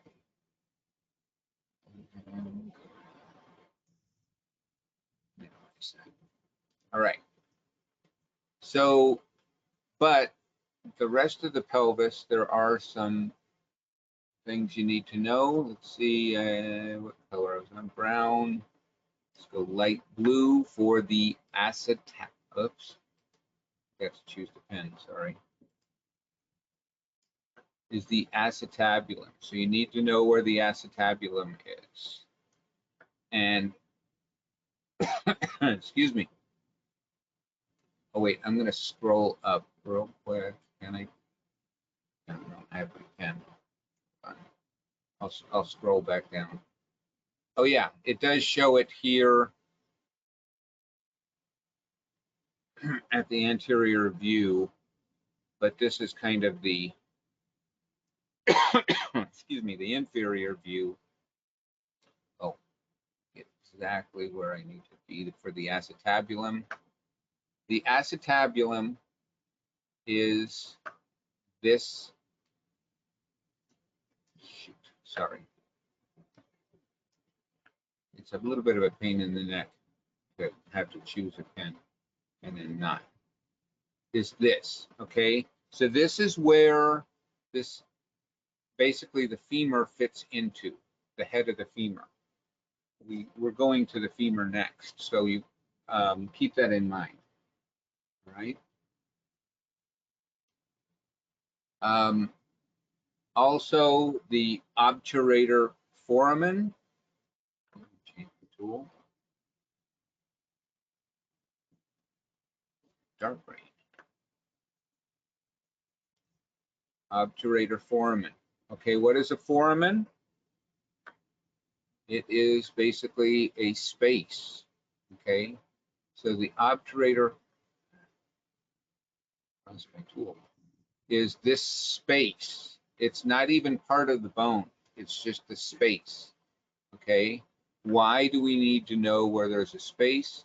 Because there's muscles running through it that we're going to go over tonight, in fact,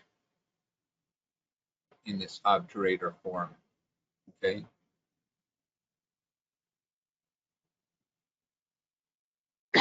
In the pelvic area, the bone that you need to know is the the sacrum, which is right close to the pelvis. And that's this big bone right here.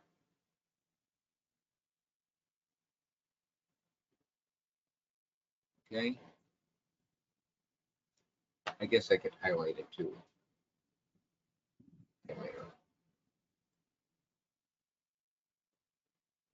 That is, excuse me, the sacrum. E is, oh, and green is this space right here, right there.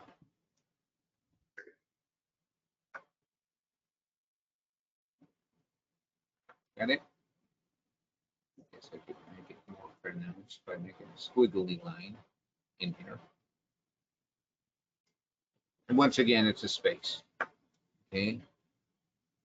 And the only other thing you need to know is, and this is a good way to end this page. Get it, coccyx at the tail. Oh boy, that was bad. Is the coccyx right here, tailbone. Oops. Gee. That was a weak attempt at a joke, but still. And you can see here it's got a this is a little bit better view. It's got different, basically, vertebrae that are fused together. Yeah. Thank you. Thank you, Jim. All right. So the coccyx is your tailbone. That's what you need to know for this page. Everybody good? Anybody need any more time for this? Take a screenshot if you need to. Kind of just scribblings, but you get the idea. Oh, I cleared it out with that. Nobody said anything, so say we're good.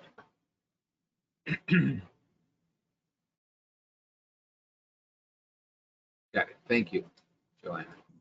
Appreciate that. Excuse me one second.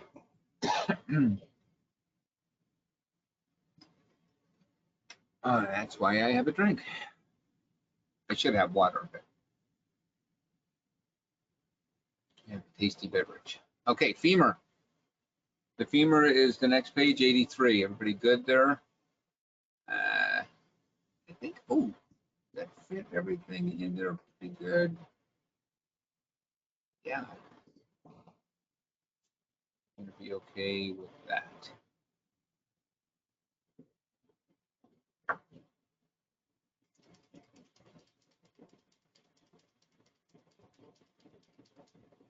All right.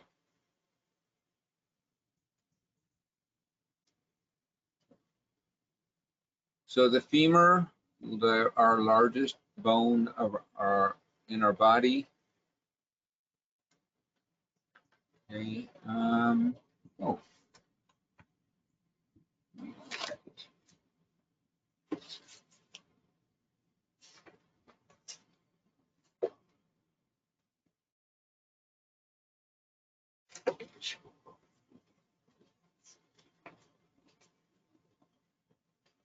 Yeah, it's 1/4 of our entire height is our femur.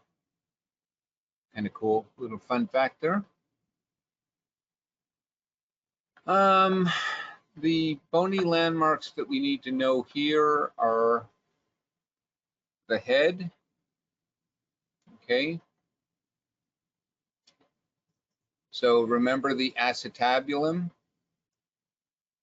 This head is fitting. You have the acetabulum, and this head fits right into that. That makes your hip joint. Okay.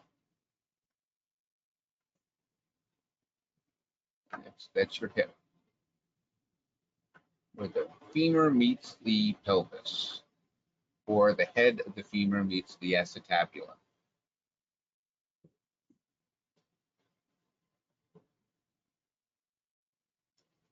All right.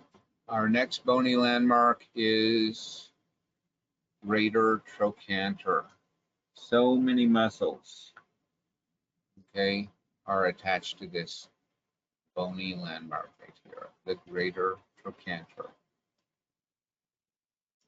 So this is the definition of the greater trochanter is it's the proximal, which is closest to the torso, lateral landmark of the femur, right?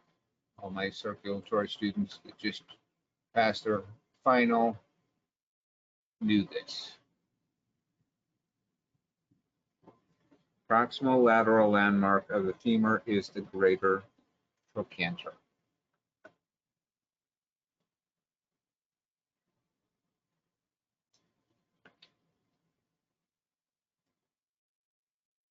The lesser trochanter, lesser known. It's on the other side. It's on the inside. And it's this little bump right here. Or I guess it shows it a little bit better on the posterior view. Yeah, the green one is the greater trochanter. Proximal lateral landmark of the femur.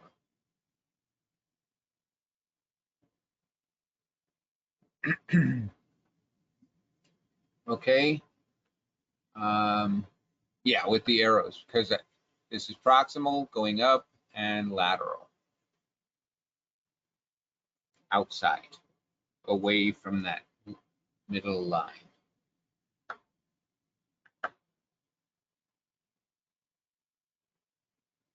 Everybody good with the lesser trochanter? We're going to go to down to number 9, the gluteal tuberosity. Okay, gluteal tuberosity right here.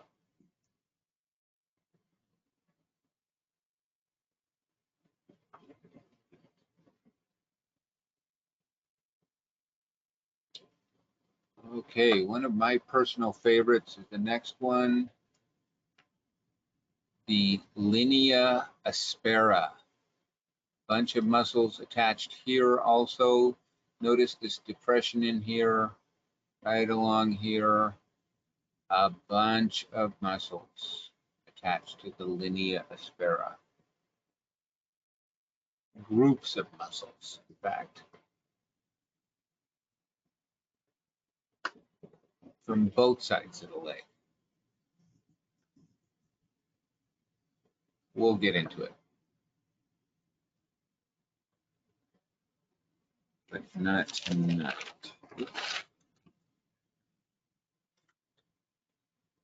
Yeah, not the muscles we're going over tonight. All right. What's next? Adductor tubercle. Oh.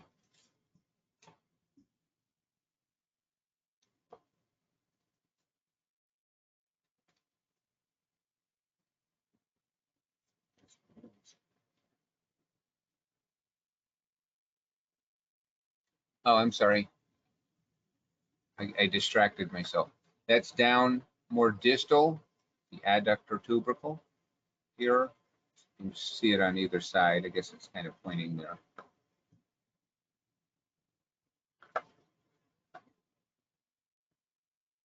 Okay, 13 and 14, both the medial and lateral epicondyles. I'm going to kind of group these together.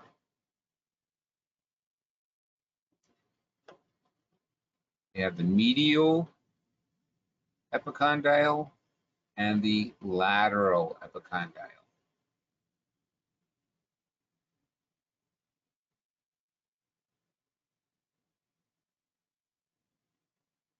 So we're not going to go over them. There are the medial and lateral condyles, and I'm mentioning these. Excuse me. I'm mentioning these because these are the condyles. Epi meaning above. Okay. So these bumps are above the condyles. That's why they're called the epicondyles. Okay.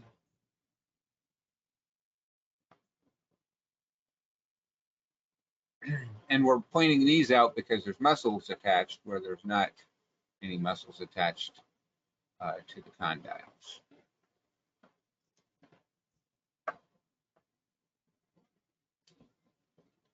Good so far. The only other one we're looking at here, what do we got? Brown. Say which part again? The epicondyle means above the condyle. Okay, so these are the condyles that are kind of grayed. Right above it are the epicondyles, medial and lateral epicondyles. And there's muscles attached to both of the epicondyles, or actually one muscle that I'm thinking of, um, but not to the condyles. Epi meaning above.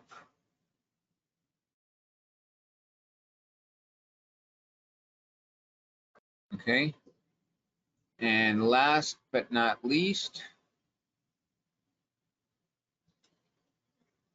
is the popliteal surface. Okay, that's this kind of point right here on the back, a distal posterior part of the femur.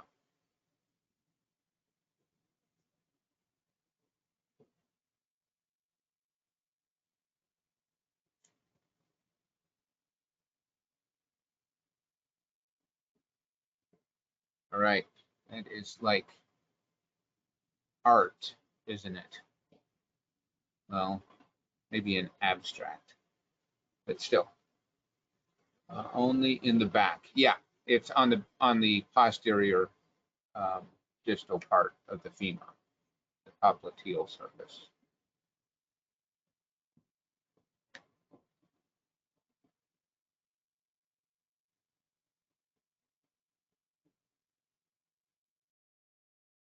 Okay, I'm going to erase this. Everybody good? Oh, wait. Okay. Let me know when you got it.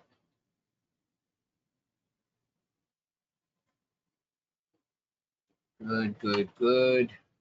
Okay. Thank you. Erase. All right. That was fun, wasn't it?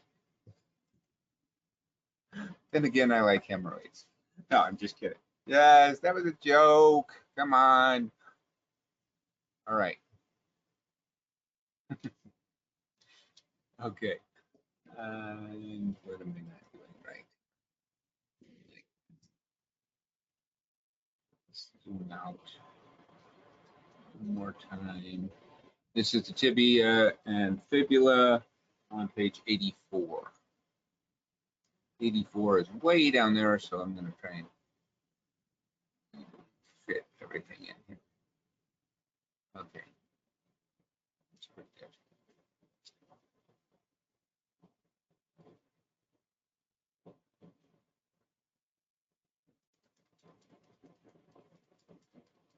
Okay.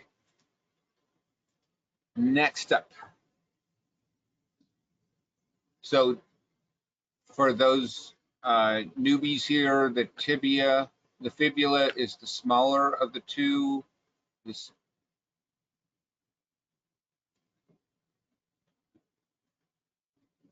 what happens when I spotlight it?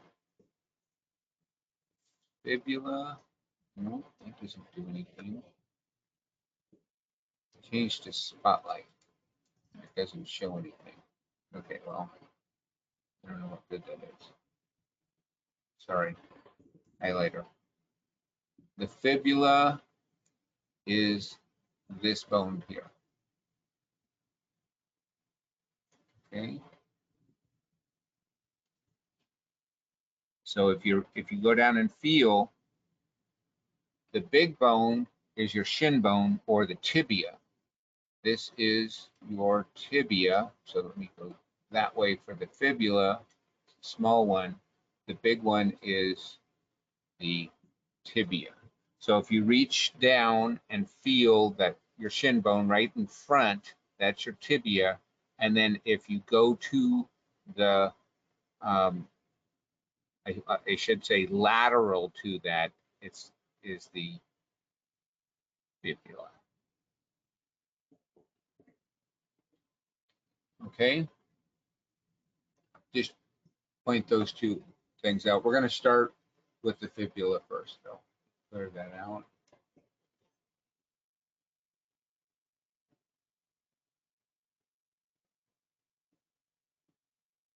Yeah, I guess the tibia is towards the big toe.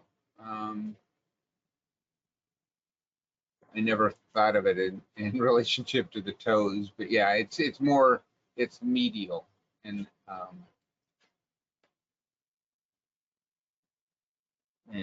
the, yeah, fibula is lateral.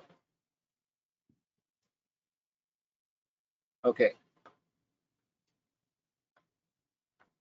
So,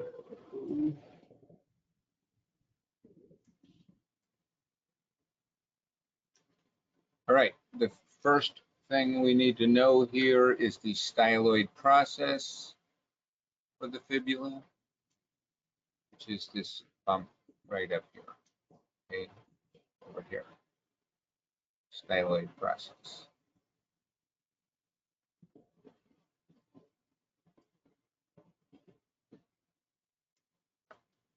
Then the neck, I'm sorry, the head is just below the styloid process.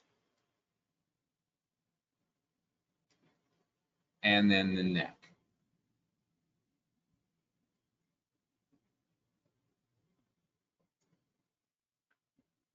It's kind of down in there. Just going to circle that point right there. This is the neck. And then way down at the bottom, distal, the only other thing we need to know about the fibula is the lateral malleolus. And we'll talk about that when we get to finish with the tibia. Okay, lateral malleolus. Now the tibia.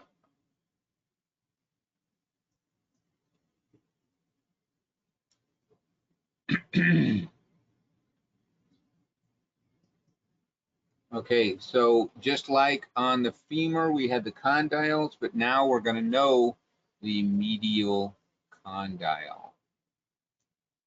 Okay, just right here. This is the medial condyle.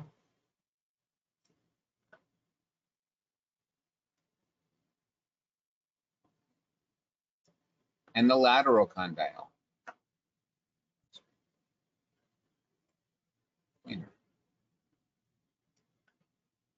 It's out on the lateral side, just above the fibula. Okay. And then this is a really good bony landmark, is the tibial tuberosity. Okay. A group of 4 muscles attached to the tibial tuberosity.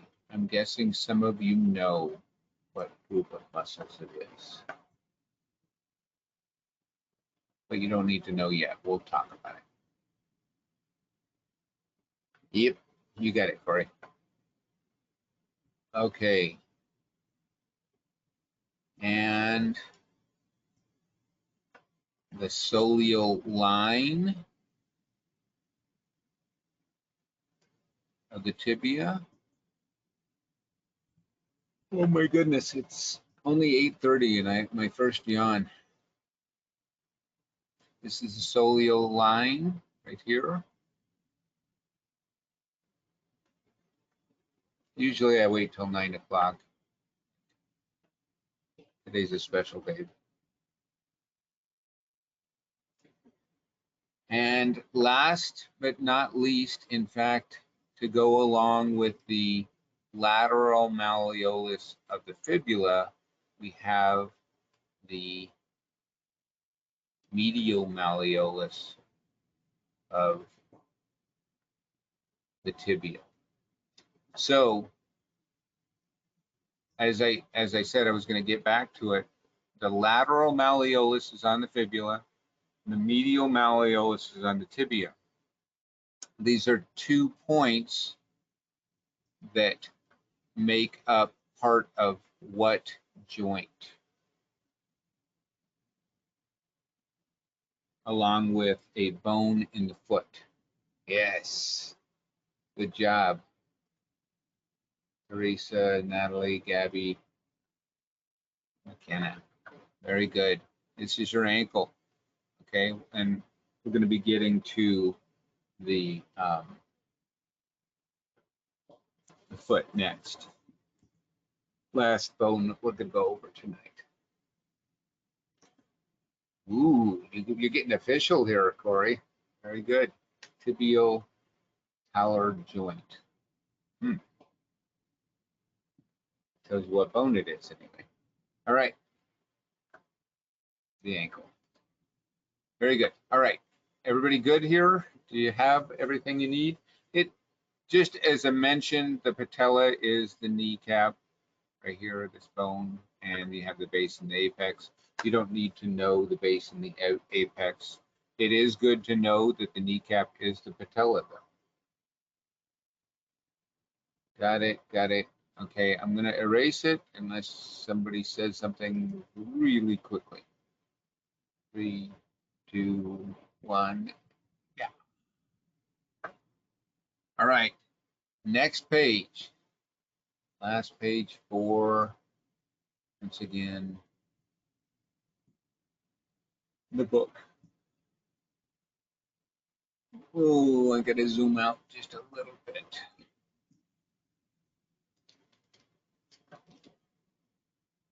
Okay. There we go. Kind of fits everything in. Page 85.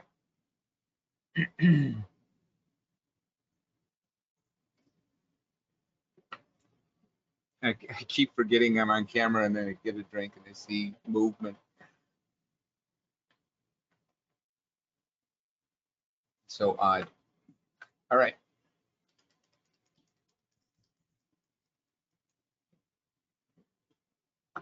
So basically we want to talk about the tarsals, okay?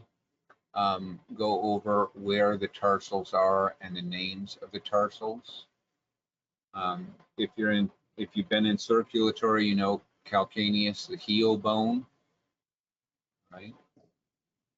You don't see me. You probably need to adjust your screen somehow. Everybody else can see me, right? Yeah, somewhere. I'm there. I'm just hiding from you, I guess. I don't know. Yep. Okay. Good. Yeah. Somehow your screen is not on. As I remember seeing, that you can kind of adjust it. Maybe you just moved it all the way up so you can't see me. Anyway, it doesn't matter. So let's just real quick talk about the phalanges, the toes. There's 14 bones in the phalanges, not really that memorable. There's 3 per toe, with the exception of the big toe, or the hallucis is there's just 2. So 3, 6, 9, 12, 14, 15. Right? That's just math. All right. So, oh, and here, before we get started on all the tarsals, we have, here's the medial malleolus, lateral malleolus, and yes, the tarsal. Okay. So we can say that's the first bone is excuse me, the talus. I said tarsal, the talus. Talus is this bone. Okay. Guess I can go like that.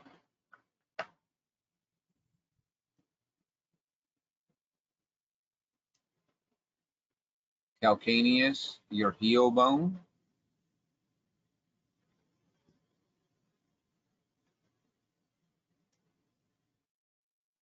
Right? This bone right here, it's a different view. Isn't it interesting how it looks like they're side by side here, but really talus is sitting on top of calcaneus more.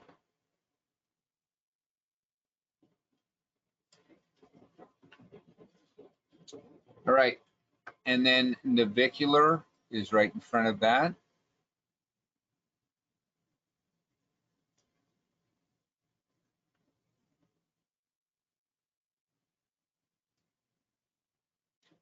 I just want you to be familiar with the naming, because there are going to be some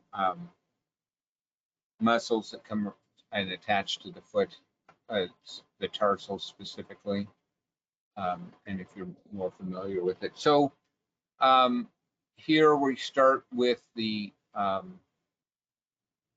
tarsals that are attached to the metatarsals. Metatarsals, the big toe one metatarsal is the first, and then second, third, fourth, and fifth.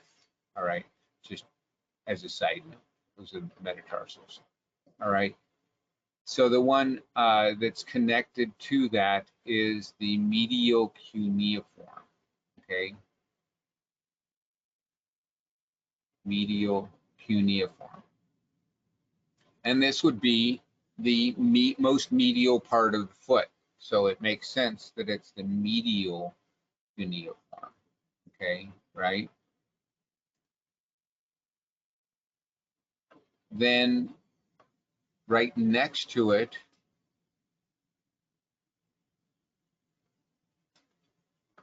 is the intermediate cuneiform.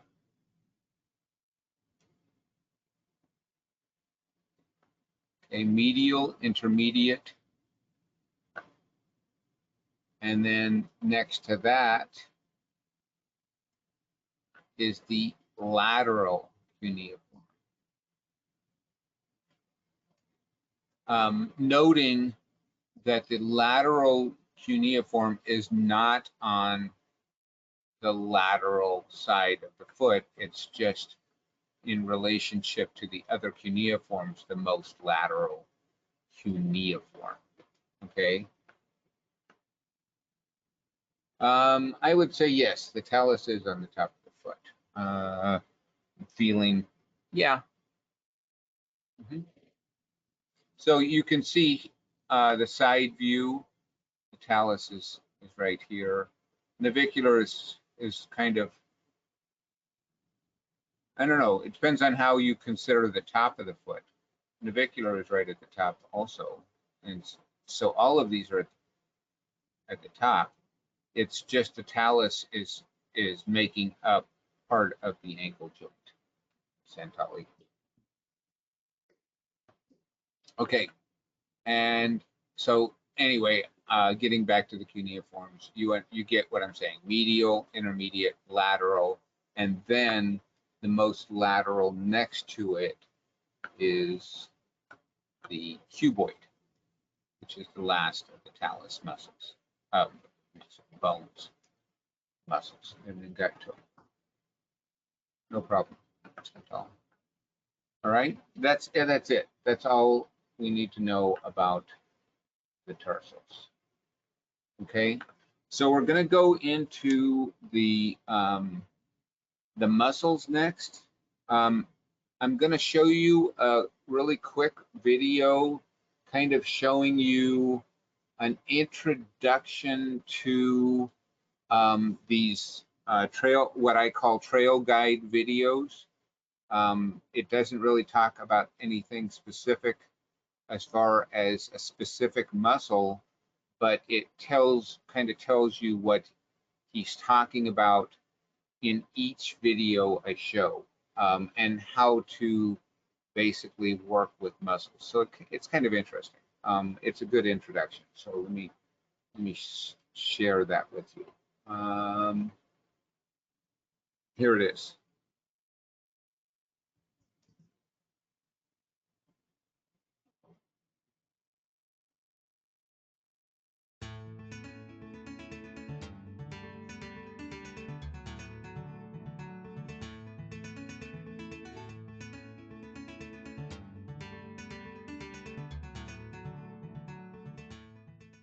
Hello, my name is Andrew Beal. I'm the author of Trail Guide to the Body, and I want to welcome you to the wonderful world of palpation. Imagine being able to feel the difference between the biceps brachii and the brachialis muscle. What if you could confidently locate the second rib, or isolate the piriformis to relieve a patient's sciatica pain? Well, if those sound appealing, you've come to the right place. There are three aspects of palpation. First, locating a structure. Second, becoming aware of its characteristics. And third, assessing its quality or condition so you can determine how to treat it. This presentation highlights those first two, the location and characteristics of structures. And although we'll discover many things along our way, we'll focus on the major muscles of the body. Now, the question arises, just how important are palpation skills anyway? Well, I think it's hard to overstate. And that's because for a manual therapist, palpation is like the ABCs, essential building blocks. But unlike the rote learning of spelling, palpation is a continual journey of discovery where each and every body deepens your kinesthetic skills. Now, like the alphabet, the power of palpation is in its application. Whether you practice or are hoping to practice Swedish massage, physical therapy, acupuncture, any one of a number of other modalities, having a solid foundation of palpatory anatomy skills will bring a vital precision and effectiveness to your work. It's that simple. This presentation is a companion piece to the Trail Guide to the Body text. And if I had my way, it'd be about 40 hours in length. But we don't have that kind of time, and I suspect you wouldn't even have that sort of patience. But don't worry. The art and skill of palpation develop through multiple experiences and comparisons. And after you watch this presentation a few times, I encourage you to do just that. Experience and compare on many different people. Exploring one deltoid muscle, nice job. 100 deltoids, well, now you're really talking. So what we've given you here is an introduction, and we'll focus on 5 aspects of the major muscles of the body. First, how to position your partner and have the muscle engage or contract. Second, the key bony landmarks that isolate the muscle and its attachment sites. Third, how to palpate it, get your hands on it, and feel its texture and fiber direction. Fourth, how to differentiate the muscle from surrounding muscles and structures. And fifth, how to shorten and lengthen the muscle. So before we begin, how about a few palpation tips? First of all, allow your hands and fingers to be soft and responsive. Secondly, as you begin exploring, you may periodically want to close your eyes just to enhance your awareness. Smaller structures can be best accessed with a fingertip or two, whereas larger structures are best accessed with your whole hand. As you begin exploring the body, you may find that structures don't come into your fingers as readily as you might like. And a common response is to start pressing harder and deeper into the body. Well, instead of pressing into the tissue, try inviting the tissues into your hands. Gentle contact will allow your fingers to be receptive, whereas excessive pressure just numbs out the digits and makes for a generally uncomfortable experience for your partner. Ow! You may also consider first locating a structure on your own body before palpating it on your partner. Now here's an important one. Have patience with your learning process. Look, just because you've had a trapezius muscle your entire life doesn't mean you're going to be able to instantly locate it and explore it on your partner. No, it's okay if you get lost, make a wrong turn on the body. Chances are you're very close to what you're looking for. Last but not least, when in doubt, ask the body. When you begin palpating, you may be a little confused or overwhelmed about the structures you're trying to find, but when in doubt, go ahead and ask the body that you're trying to access. For example, I could ask the question, what tendon is this that I see right here on the top of the foot? Well, that leads to the question, where does it go to and from? So if I follow it, it seems to lead here to the hallucis, or big toe. And if I follow it the opposite direction, it seems to pass along the top of the foot and then disappear here at the top of the ankle.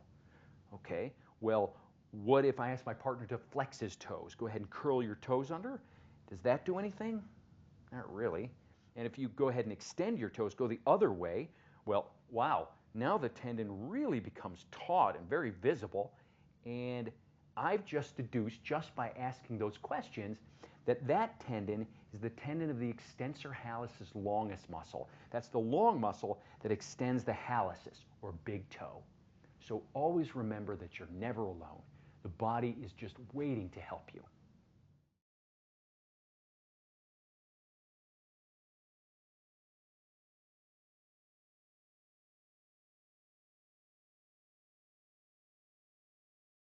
All right. So, yeah, typically people said that they had issues.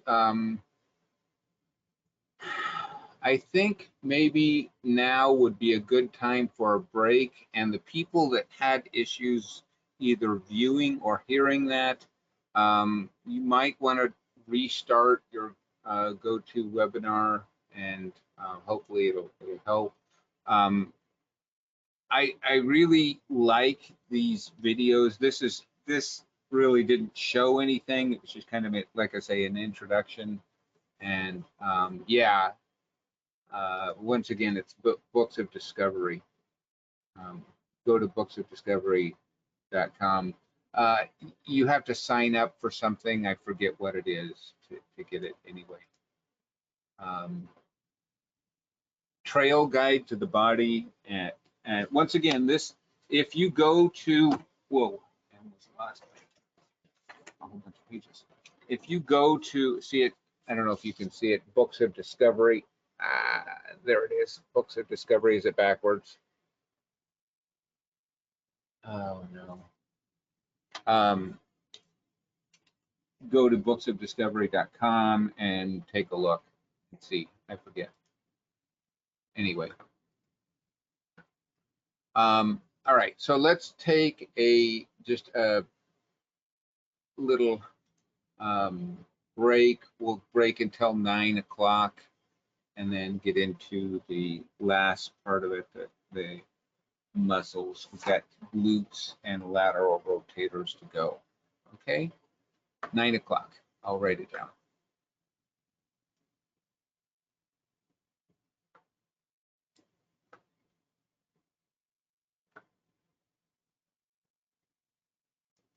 If I can write it.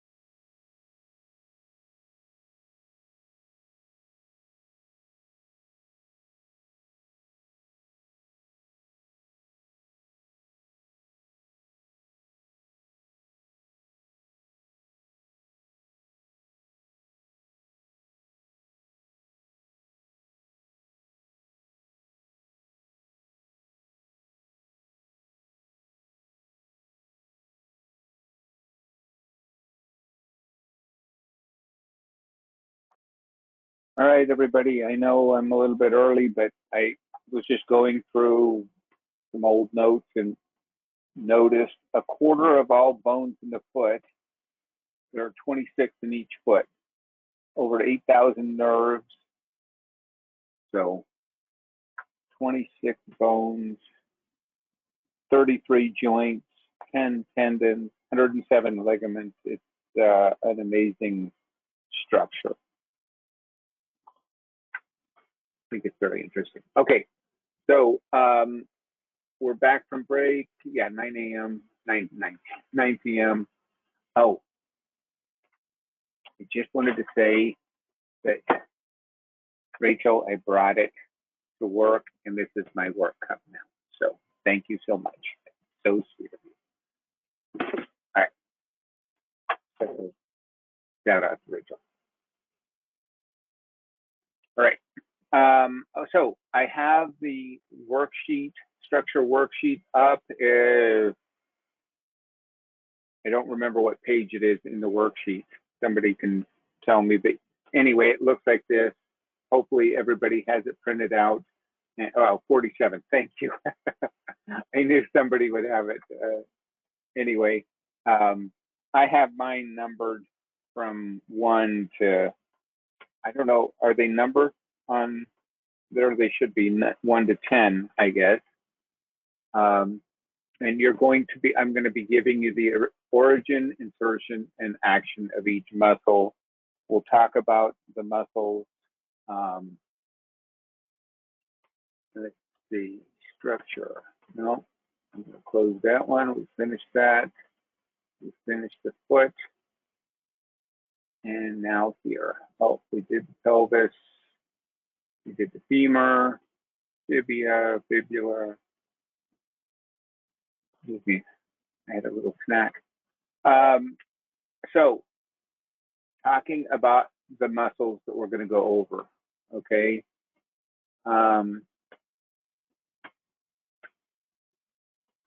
So, each muscle in the body basically has an origin and insertion.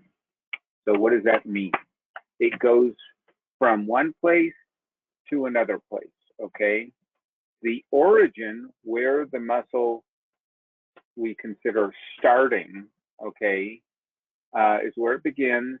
And usually it's more medial on the body, closer to the heart. And it's the more stable place for each muscle as a general rule, okay? The insertion, all right, is where it goes from, and the insertion is where it goes to, okay? Usually more distal, further from the heart, okay? And it's the one, it says attached to bone that is moving closer to another bone. The way I look at the insertion is it's basically what's causing the movement. So where it starts is, like I say, it's the place that's holding on to it, and then basically where let's say it's holding on to here, and the muscle is making the movement, okay, at the insertion. It's pulling it, if that makes any sense. Anyway, so just keeping that in mind as a general rule, all right? Our first muscle that we're going to start on is gluteus maximus, okay, which happens to be the largest muscle in the body, okay? So really good muscle to start with. Let me clear my questions down.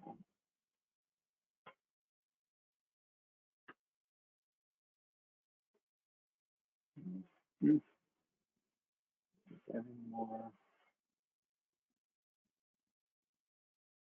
Just doing a little maintenance there, sorry. Okay, so for the origin, okay, and usually the origin in the illustration that we have is marked in orange. So in your worksheet, you want to put origin, posterior sacrum, and ilium, okay? So the back of the sacrum and the ilium, coming up to the ilium. This basically this orange area is where it's attached to, all along here. Okay, all of this, once again, the more stable place. Do we have that? Sorry, I'm lost a bit. Oh, what page? That's a great question. It's on page 97 in your book. Let me go to page. Now, keeping in mind, you know, you could, you might think, oh, you could just copy from here. But if you look on the origin, posterior sacrum, ilium via sacrotuberal ligament, posterior superior gluteal line of ilium. So, which is a lot more words than posterior sacrum and ilium. So we're kind of simplifying it, making this is what we want you to know.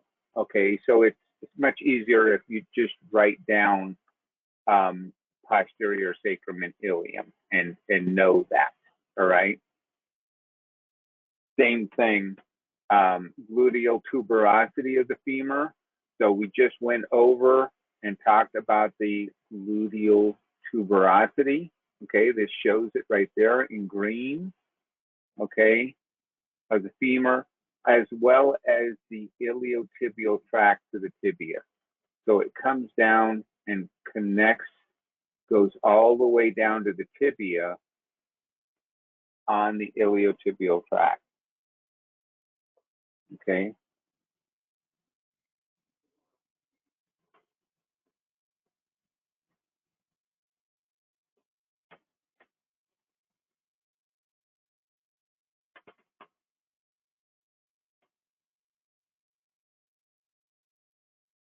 So really two places. That's the origin and insertion. Everybody good? No, I got a no. Let me know when, yeah, no problem. I got a couple of no's. So yeah, let me know when you've got it all down. It's a bunch to write.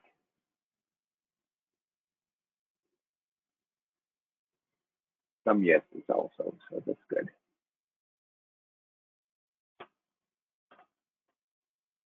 It's page 97 in the book.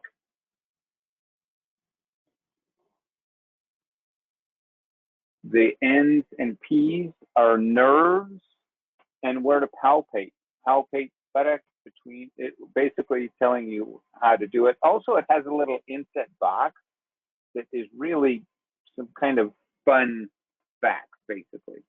Yeah, we're going to get to the action as soon as you get everything written down there, Carlos. Also, looks like this info in the book. Okay, so once again, the information is in the book, but it's not exactly the same. Sometimes it is, but we want you to just write down basically the origin insertion for what's up on the screen. Okay, so everybody good now, I hope. Please tell me you got it all there.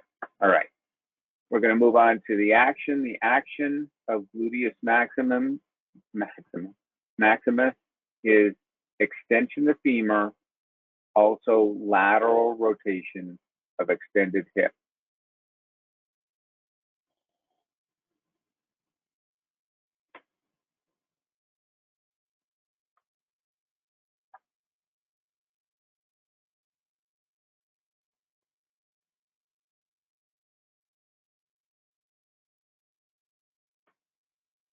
Okay, so extension, let me move. So this is flexion. Extension would be moving it straight, opening it up, joint, and then lateral flexion, coming out, laterally flexing. I mean, lateral flexion, lateral rotation. All right, so just kind of bringing it out.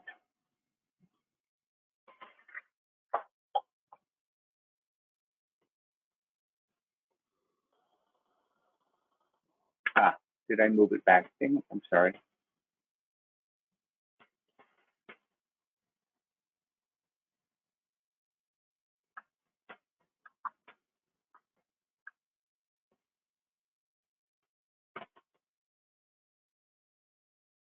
All right. That's gluteus maximus. Now we're going to go to gluteus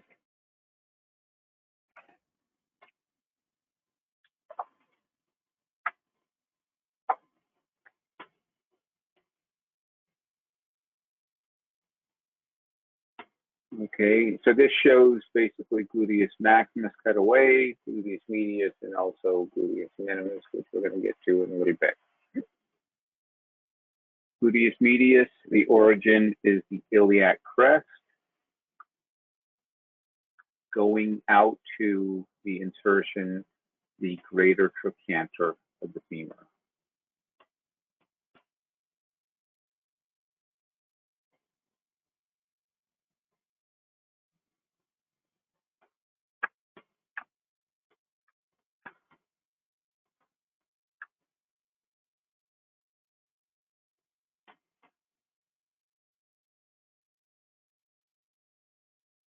So yeah, this is a good example of the origin. They get really specific. The insertion is the same, greater trochanter of the femur.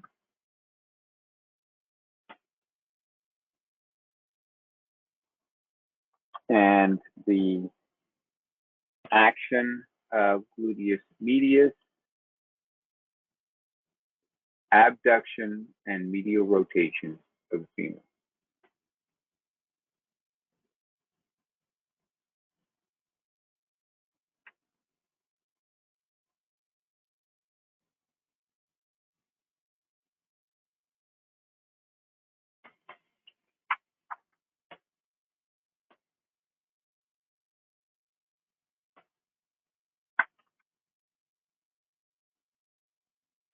So it's quite different as far as the action, whereas the gluteus maximus is extension of the femur. Okay, gluteus medius and gluteus minimus, it's the same action, abduction and medial rotation of the femur. So abduction is the two of the muscles. Hold on, need to go back one. Let me know when you got it, Carlos. So yeah, both gluteus medius and gluteus minimus. Once again, abduction, bringing the femur out, and medial rotation, so rotating it in. Okay. So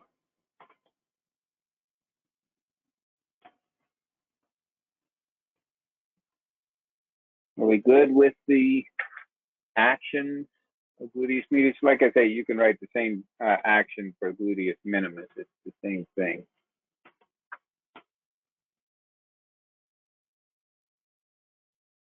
Gluteus minimus, except the only difference now is the origin for gluteus minimus is posterior ilium instead of iliac crest.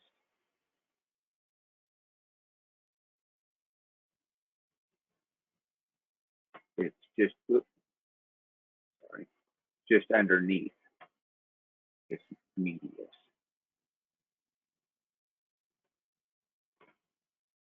D2, as they say.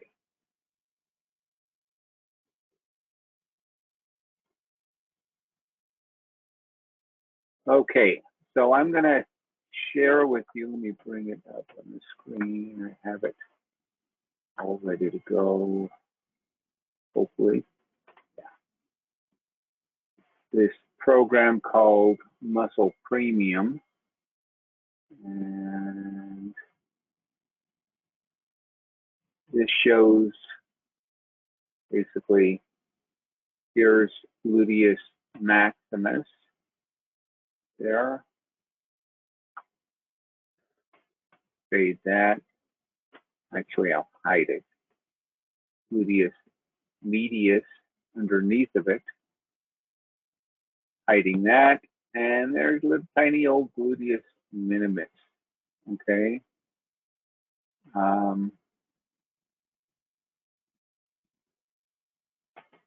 Let's see. I'm just learning all of these. Muscle index. Nope. Cancel. I thought there was actions also.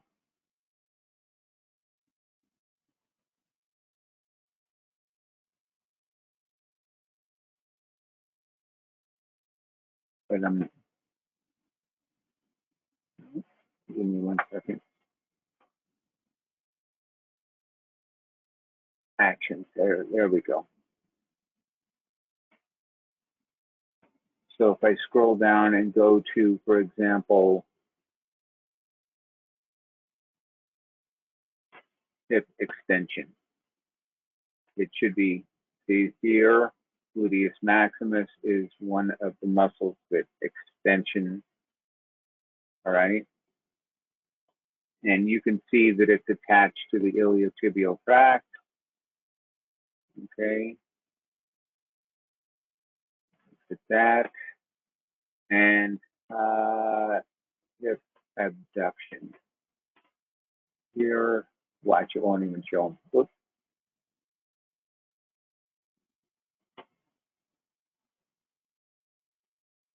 Rotate around. And it really shows gluteus minimus and gluteus medius right there doing abduction. Kind of cool. Okay. Oh, did I not go over the actions of gluteus minimus? The gluteus actions of gluteus minimus are exactly the same as gluteus medius, Carlos. Abduction of femur and medial rotation. Okay. So this is kind of a cool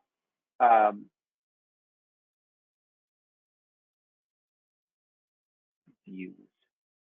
Kind of a cool way to look at muscles. So there's gluteus medius.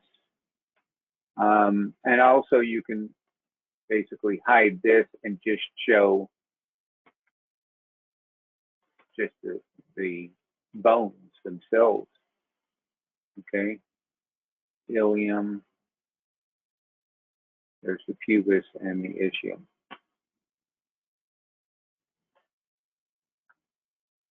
I think, oh yeah, all the little bony landmarks here too. So anyway, kind of cool. All right, I am going to, let's see, go back to here. Oh, I didn't go down. My apologies. Abduction and medial rotation of the femur. Okay, I'm going to show you the video for the gluteals from Trail Guide.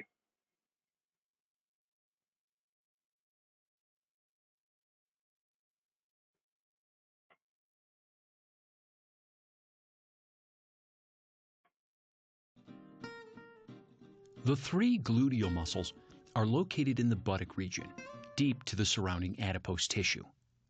The large superficial gluteus maximus is the most posterior of the group and has fibers that run diagonally across the buttock. The gluteus medius is located on the lateral side of the hip and is also superficial, except for the posterior portion, which is deep to the maximus. The gluteus minimus lies deep to the gluteus medius and is inaccessible. However, its dense fibers can be felt beneath the medius. So let's begin with the gluteus maximus. I'm going to begin by engaging the muscle. I'm going to just ask my partner to extend his hip a little bit, and there we can see the gluteus maximus here on the posterior surface of the buttock. Here we have that dimpling that forms by the gluteus medius and minimus on the lateral surface.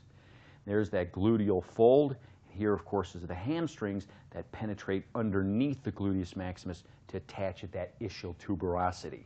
Now, just as my partner holds this here, I'm going to notice that the buttock always has a superficial layer of adipose on it, and the gluteals are deep to that superficial adipose tissue. Good. Go ahead and relax. Good. So now that we know that the gluteus maximus is here on the posterior aspect of the buttock, I'm going to just locate a few key bony landmarks that really outline it. Up here, I'm going to begin at the PSIS, that posterior superior iliac spine. It's that dimple that we find often in the low back.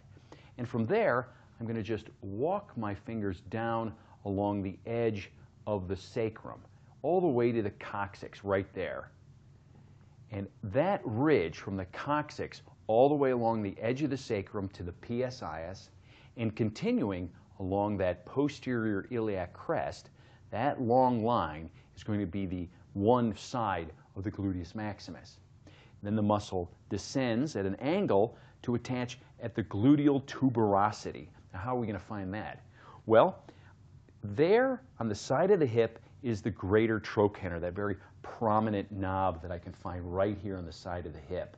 If I'm not quite sure, I can always rotate the hip like so and really feel it move under my fingers.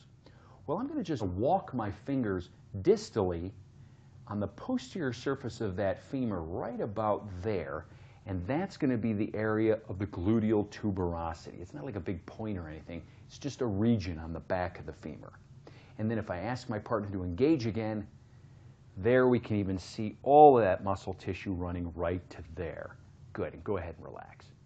Now that I've identified it, I can really get my fingers on a lot of this tissue right here.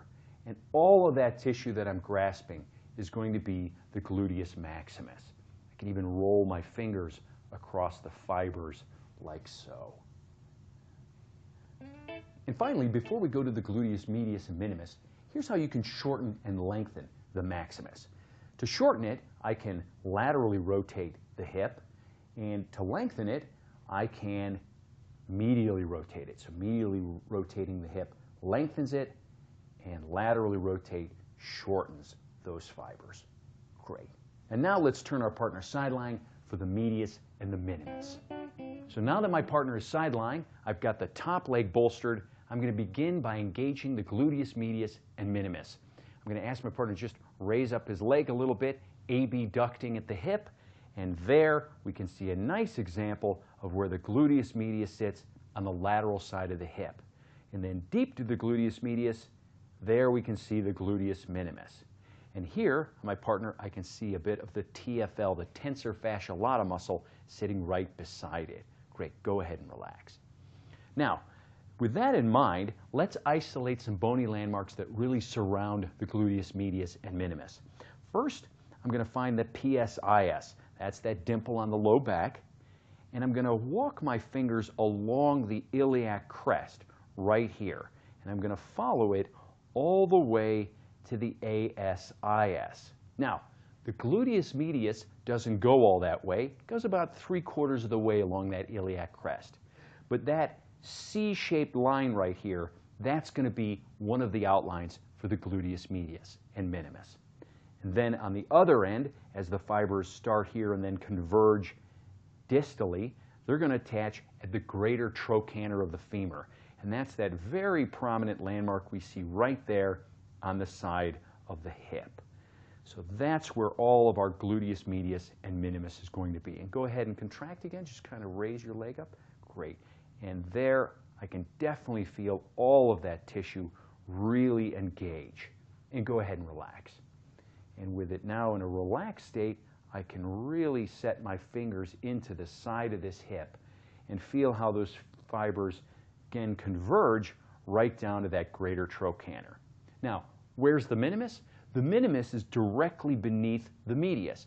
So I'm not going to really be able to access it specifically, but I know that part of this muscle tissue I'm feeling in here is the gluteus minimus. And finally, we can just differentiate that edge of the gluteus medius here from that tensor fascia lata by asking my partner to just medially rotate at the hip. So he's just raising his foot up. And right there, I can feel that belly of the TFL that sits right along this, the gluteus medius. And relax. Sure enough, when he relaxes, all of that tissue softens up.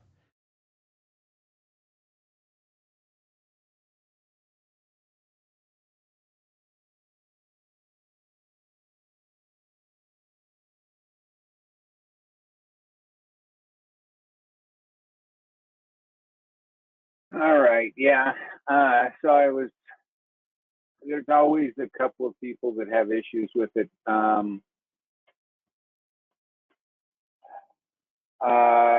I had access to all of these videos. People are asking how they can get them. And basically, because I had special access, I just downloaded them all and able to load them. They're not small videos by any means, and it's not something I can just email or share easily. So, yeah, all I can say is maybe, maybe get the recording of the class, and if you haven't seen it, then maybe view it that way. I don't know. Like I say, books of discovery, maybe there's an option there. I don't know. So, okay, moving on to the, excuse me, the last set of muscles, the lateral rotators.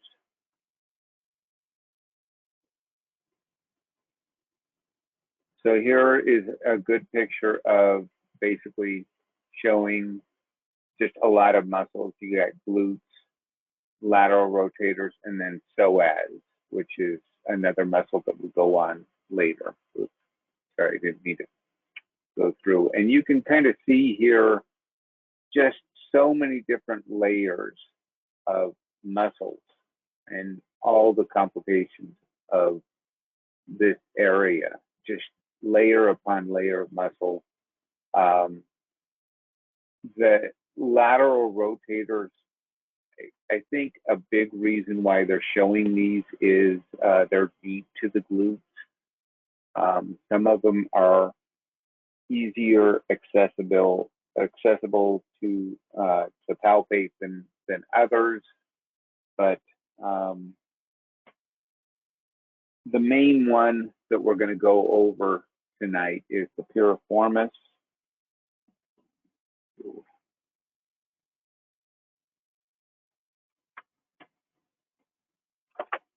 The piriformis, okay?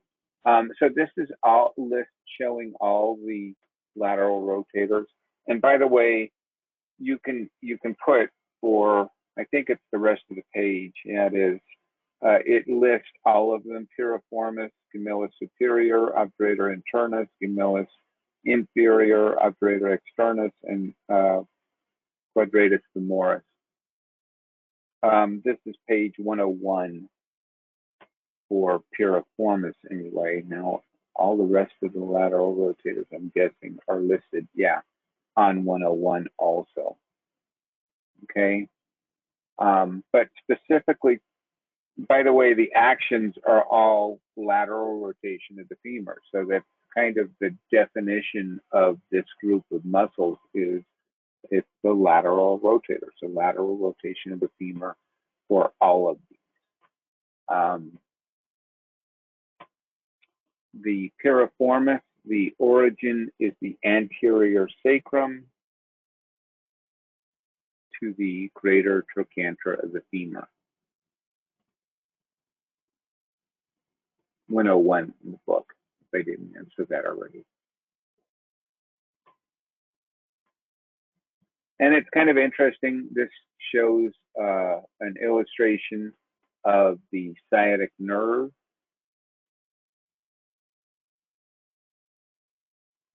And here is, I'm guessing, a normal U. This is the sciatic nerve. It's the piriformis. And so different ways the sciatic nerve can go down, and it's splitting around the piriformis. It's coming through and underneath, or both of them are coming right through. So basically, if this has a lot of potential, nerves don't like to be messed with. So if this muscle gets tight, or these muscles get tight, it can cause a lot of issues. Does anybody have any sciatic nerve issues? Yes. Oh, I'm sorry, Gabby. Rachel, I didn't know that. It's interesting. I just found out that somebody in our public night had sciatic nerve issues, and wasn't very happy what they received. But anyway, did they say figure A was how it should be, or opposed to other figures? There's certain percentage of population that have these different things. I don't know what percentage that is, but I'm just pointing out. And even if it's just below here, still, if you have tight muscles there, it can cause tension on that nerve and cause some real problems. I've had it at one point, and I went to a chiropractor. He gave me some stretching to do to really help it out. It depends. What's the best treatment for that? Working on the glutes and this area can really relieve some issues, depending on if it's acute or not. I mean, if you're having sciatica, or whatever with this area, and it's acute, you probably don't want to be touched. So you want to, just let it rest and kind of calm down. But like I say, working on this can relieve it. Okay. What else? So we got the greater trochanter of the femur, just like the actions, lateral rotation of the femur, greater trochanter. They all come out and attach to the greater trochanter, all of the lateral rotators.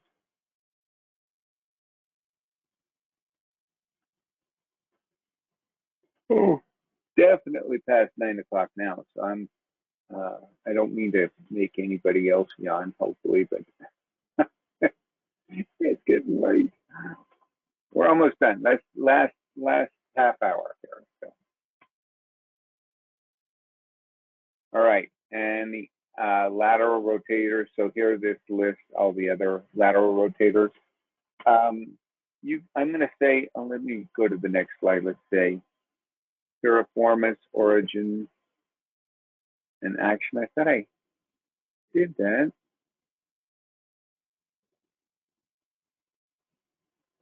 Ischium obturator foramen. Oh, this is for all of the others. It says piriformis here, but that's not right. This everything except piriformis is. For piriformis, it's anterior sacrum. All the rest of them are ischium and obturator foramen.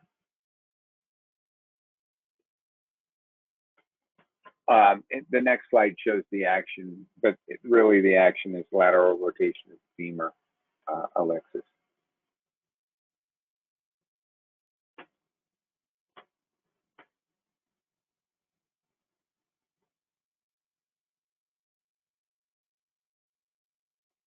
Are there any different positions of the sciatic nerve with piriformis better than the others? Yeah, not going straight through it is definitely. Yeah, I'll get to it, Carlos. I'm assuming you're asking what the action is. Here's the action: lateral rotation of the femur for all of the lateral rotators.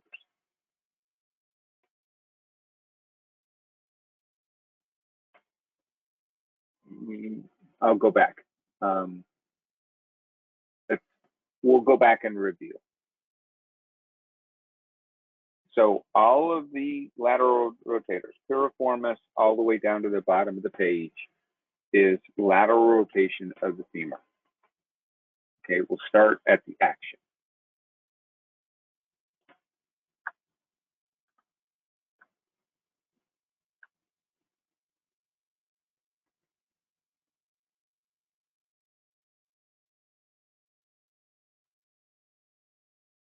Okay, everybody got that? Including the piriformis, lateral rotation of the femur. Piriformis through quadratus femoris. Now, piriformis, the origin is anterior sacrum, enter the femur.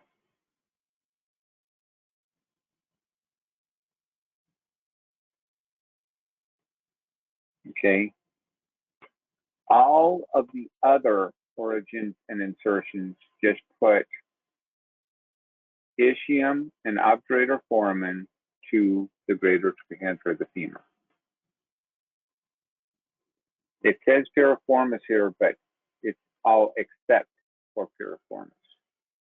I hope that's clear.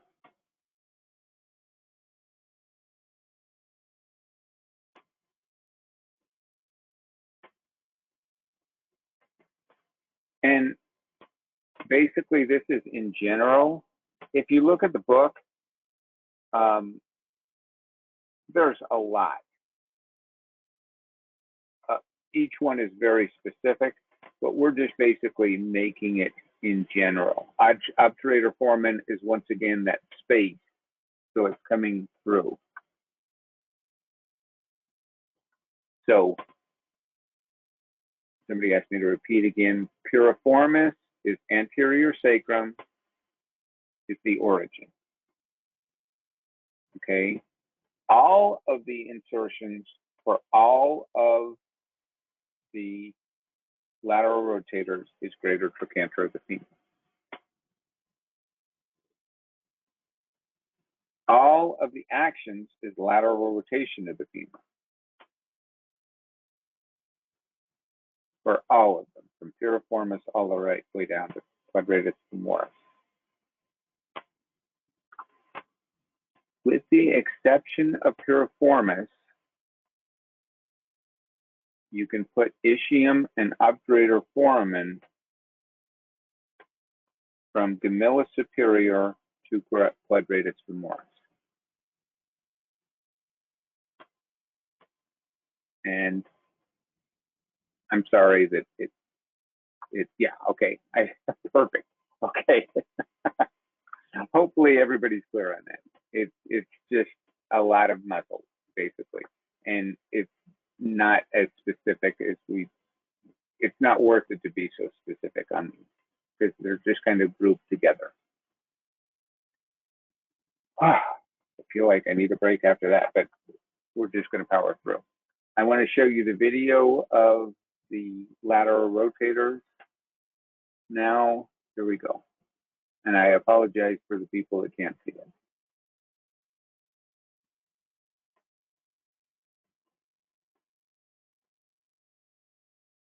Sometimes known as the deep six, these 6 small muscles are located deep to the gluteus maximus and create lateral rotation of the hip, all attached to aspects of the greater trochanter and fan medially to attach to the sacrum and pelvis.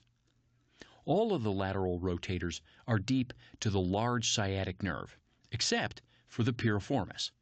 The piriformis lies superficial to the sciatic nerve and, if overcontracted, can compress it.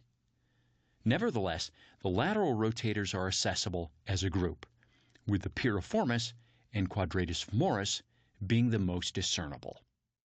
So we'll focus on two of the lateral rotators of the hip. First, the piriformis. Let's just superimpose the muscle. There it is. We can see it running diagonally across the buttock from the sacrum to the greater trochanter, deep to that gluteus maximus. We kind of have a sense, of course, of where this muscle is, but there's three landmarks that will really help us isolate it. Those are going to be the PSIS here, the coccyx, and the greater trochanter. And you can see how my three fingers form a T, and across the base of that T will be the piriformis. So let's isolate those landmarks. Here's going to be that dimple on the low back, which is where the PSIS, that posterior superior iliac spine, is. And if you get a little lost, you can always find the iliac crest and find it there.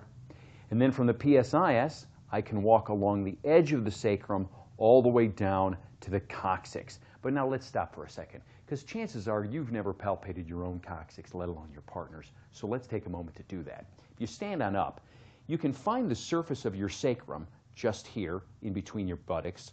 And then if you follow it inferiorly, it ends at the coccyx. And the coccyx is pretty much in the gluteal cleft, just at the very top. The gluteal cleft being, if you will, the crack between the cheeks. And that's at the very bottom of the vertebral column where the coccyx is going to be located. Okay? So how we can find that on our partner is I'm going to find the edge of the sacrum there, sort of pressing my fingers right into the edge of it. And then I'm just going to work through the sheet and find the very bottom of the vertebral column there. And that's going to be the location of the coccyx. So we've got the coccyx and the PSIS. And then the third landmark is that greater trochanter. It's that superficial point of bone here on the outside of the hip. If I ever get really confused, I can just rotate the thigh a little bit and move the hip, and I can feel it pass underneath my fingers. So now we've found our T.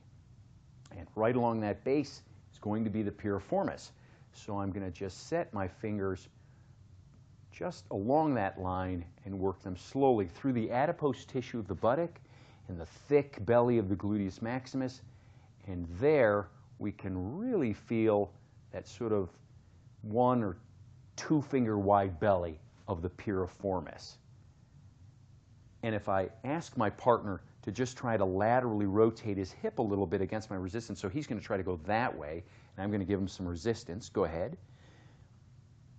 There we go. Underneath my finger, I feel a very solid contraction of this muscle. And go ahead and relax, and it softens up as he relaxes. And I can follow it medially as it passes underneath the edge of the sacrum, and then I can follow it laterally as it heads out toward the greater trochanter, becoming thinner along its way. Now, let's just recognize that deep to the piriformis is the sciatic nerve, and there we can see that. But if I'm using a nice, broad finger pads, and I'm not pressing too deep, I'm going to be just fine. So that's one lateral rotator, the piriformis. The second is going to be the quadratus femoris. And there you can see it there running from that ischial tuberosity over toward the greater trochanter. So let's just locate those landmarks again. I'm going to find my partner's ischial tuberosity right here at the sort of bottom of the buttock and just pressing in. It's that sits bone right at the base of the pelvis. And then I'm going to walk over and find that posterior portion of the shaft of the femur right there, and that is where the quadratus will be attaching. So I'll just set my fingers up underneath the gluteus maximus and feel for the quadratus femoris spanning between these landmarks. And again, I'm going to ask my partner to go ahead and laterally flex a little bit against my resistance. Great. And just a little contraction, a little effort forms a nice solid contraction of that muscle right there. Go ahead and relax. And as he relaxes, that muscle really softens. I can even roll my fingers across the quadratus femoris fibers like so. Great. So we've got two of the lateral rotators right there. And to shorten the entire group of lateral rotators, I can laterally rotate the hip, and to lengthen them, I can medially rotate at the hip. So shortening the lateral rotators and lengthening the lateral rotators.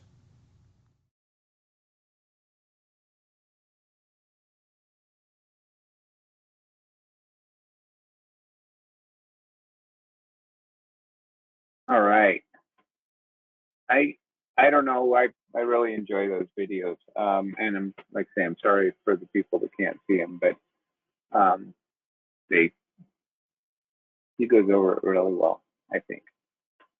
Right. Just to give you an idea of the reason why we don't go specifically, this is all of the lateral rotators. I believe, yeah, just showing you they all come out to the greater trochanter for the most part, that area. But you can see why we list the obturator foramen, because it's coming through this space here. Some of them are coming right here, but they're all pulling laterally rotating. Oh, you can even see this one, obturator externus, back on this side. So a lot of muscles.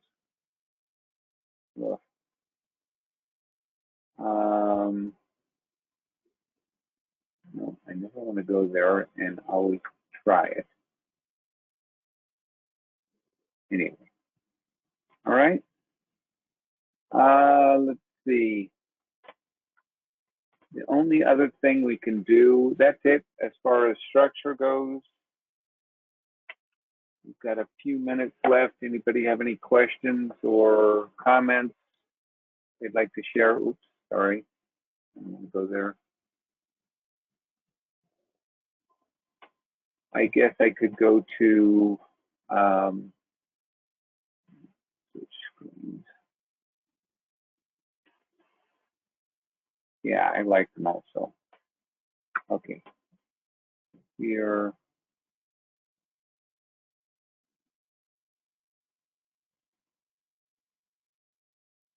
Our wonderful exam coach.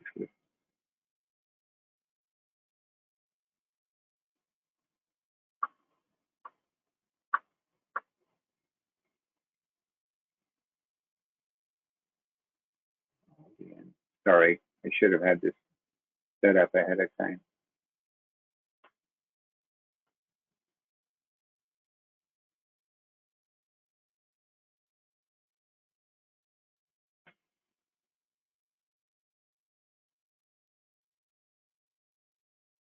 So where did Denise go to look at joints and actions?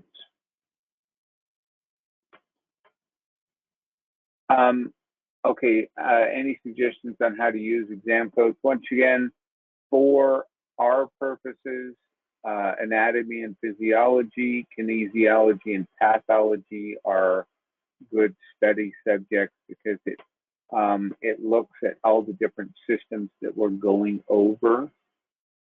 Okay.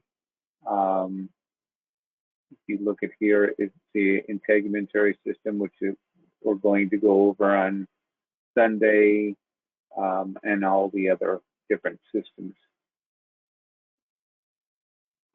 Orientation to the human body. Now, keeping in mind that they do have terminology, actually, this might be a good one to check out because it has a lot of, let's try it. What do you say we take a practice quiz? We've got 10 minutes. The cervical refers to what? Neck, ear canal, upper part of femur, or waist. Maybe I can make this a little bit bigger.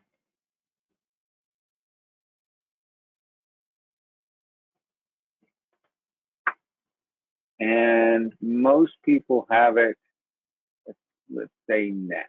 Yes, Effects of chemical reactions of the body are activities at the, let's see, now this is not something we've gone over, but still systems level, organelle level, or chemical level.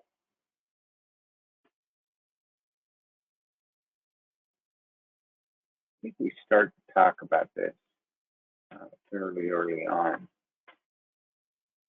But yeah, everybody's saying chemical level. Good job.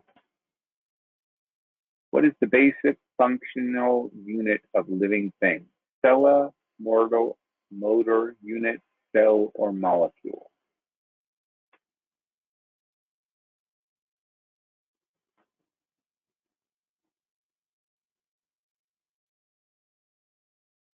So some molecules, but mostly cell is what we're looking at. Cell. Basic function, living unit of living things. A lot of cells in our body. A location above a reference point is caudal, external, superficial, or superior.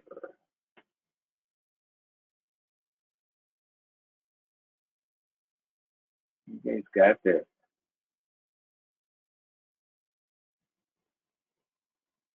Let's say superior. Excellent. What is the general term for cancerous growth? Oh, I think actually, yeah. Didn't you guys go over this on Exam Coach on Sunday? Yes, carcinoma. So they do repeat questions.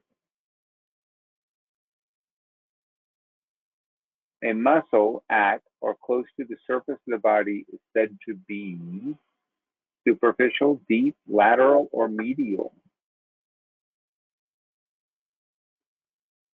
Hopefully everybody gets this one. Close to the surface of the body.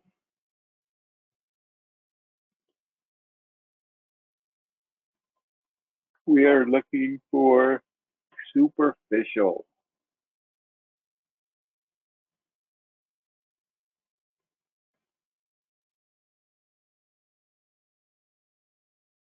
I had to cough, and just for fun, I muted myself so you guys didn't have to listen to it. All right. Number 8, the function of the endoplasmic reticulum. I'm pretty sure Denise went over this also. So is it synthesize fats and proteins?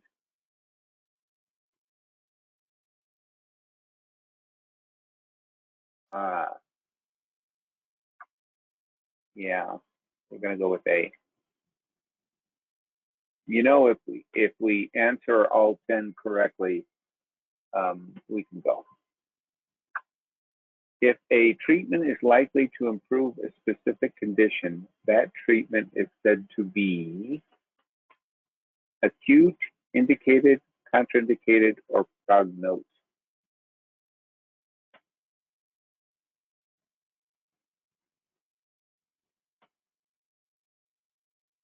A treatment likely to improve a specific condition. Well, let's see. I have some A's, acute, but B, I think, has the majority. Yes. Okay, this is the last one. Should we do another quiz, or are we going to get this one right? Oh, the pressure. The term for front or towards the front of the body is lateral, anterior, dorsal, or frontal.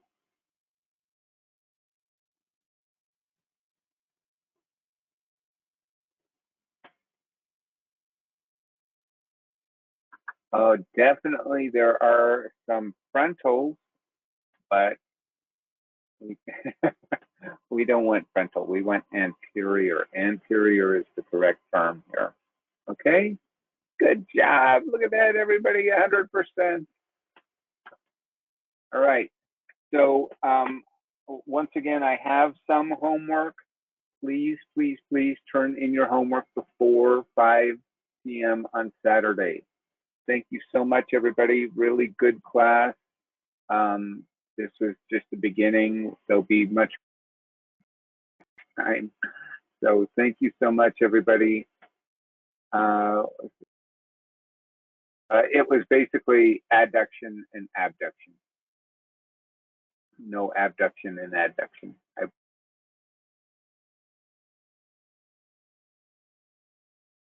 All right. Very much, everybody. Appreciate you being here. And we'll see you next Wednesday. I might Sunday, just in the background.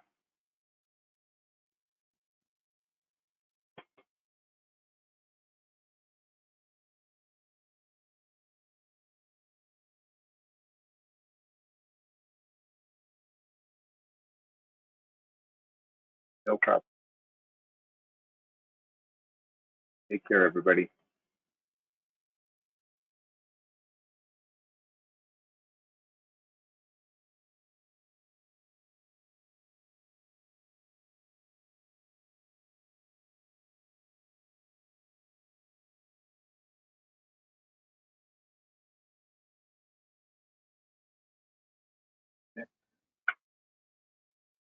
Looking forward to it.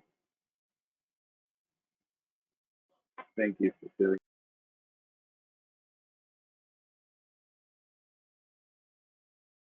Good night, Carlos.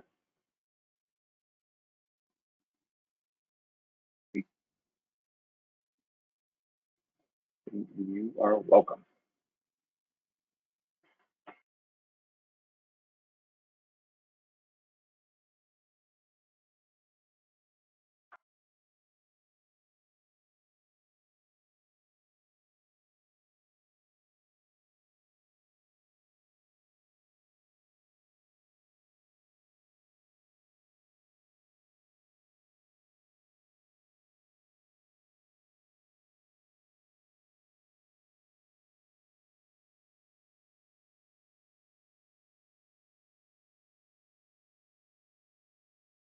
All right, everybody, it's okay to log out. I'm just waiting for everybody to check out, and I'll be in the program.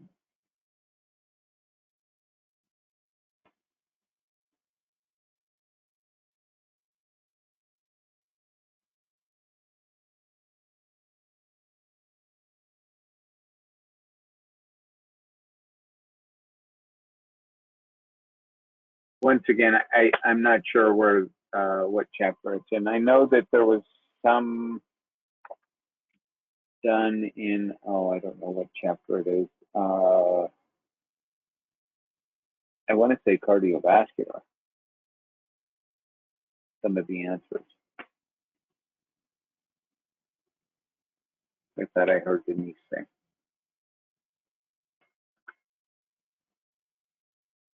I'm sorry, I don't have a better answer for you, Erica. All right, okay. So just do your best with the homework and you'll be fine. All right. You have a great night and I'll see you on Sunday.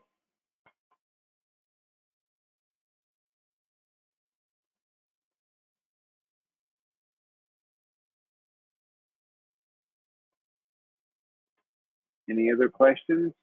Can you sign out?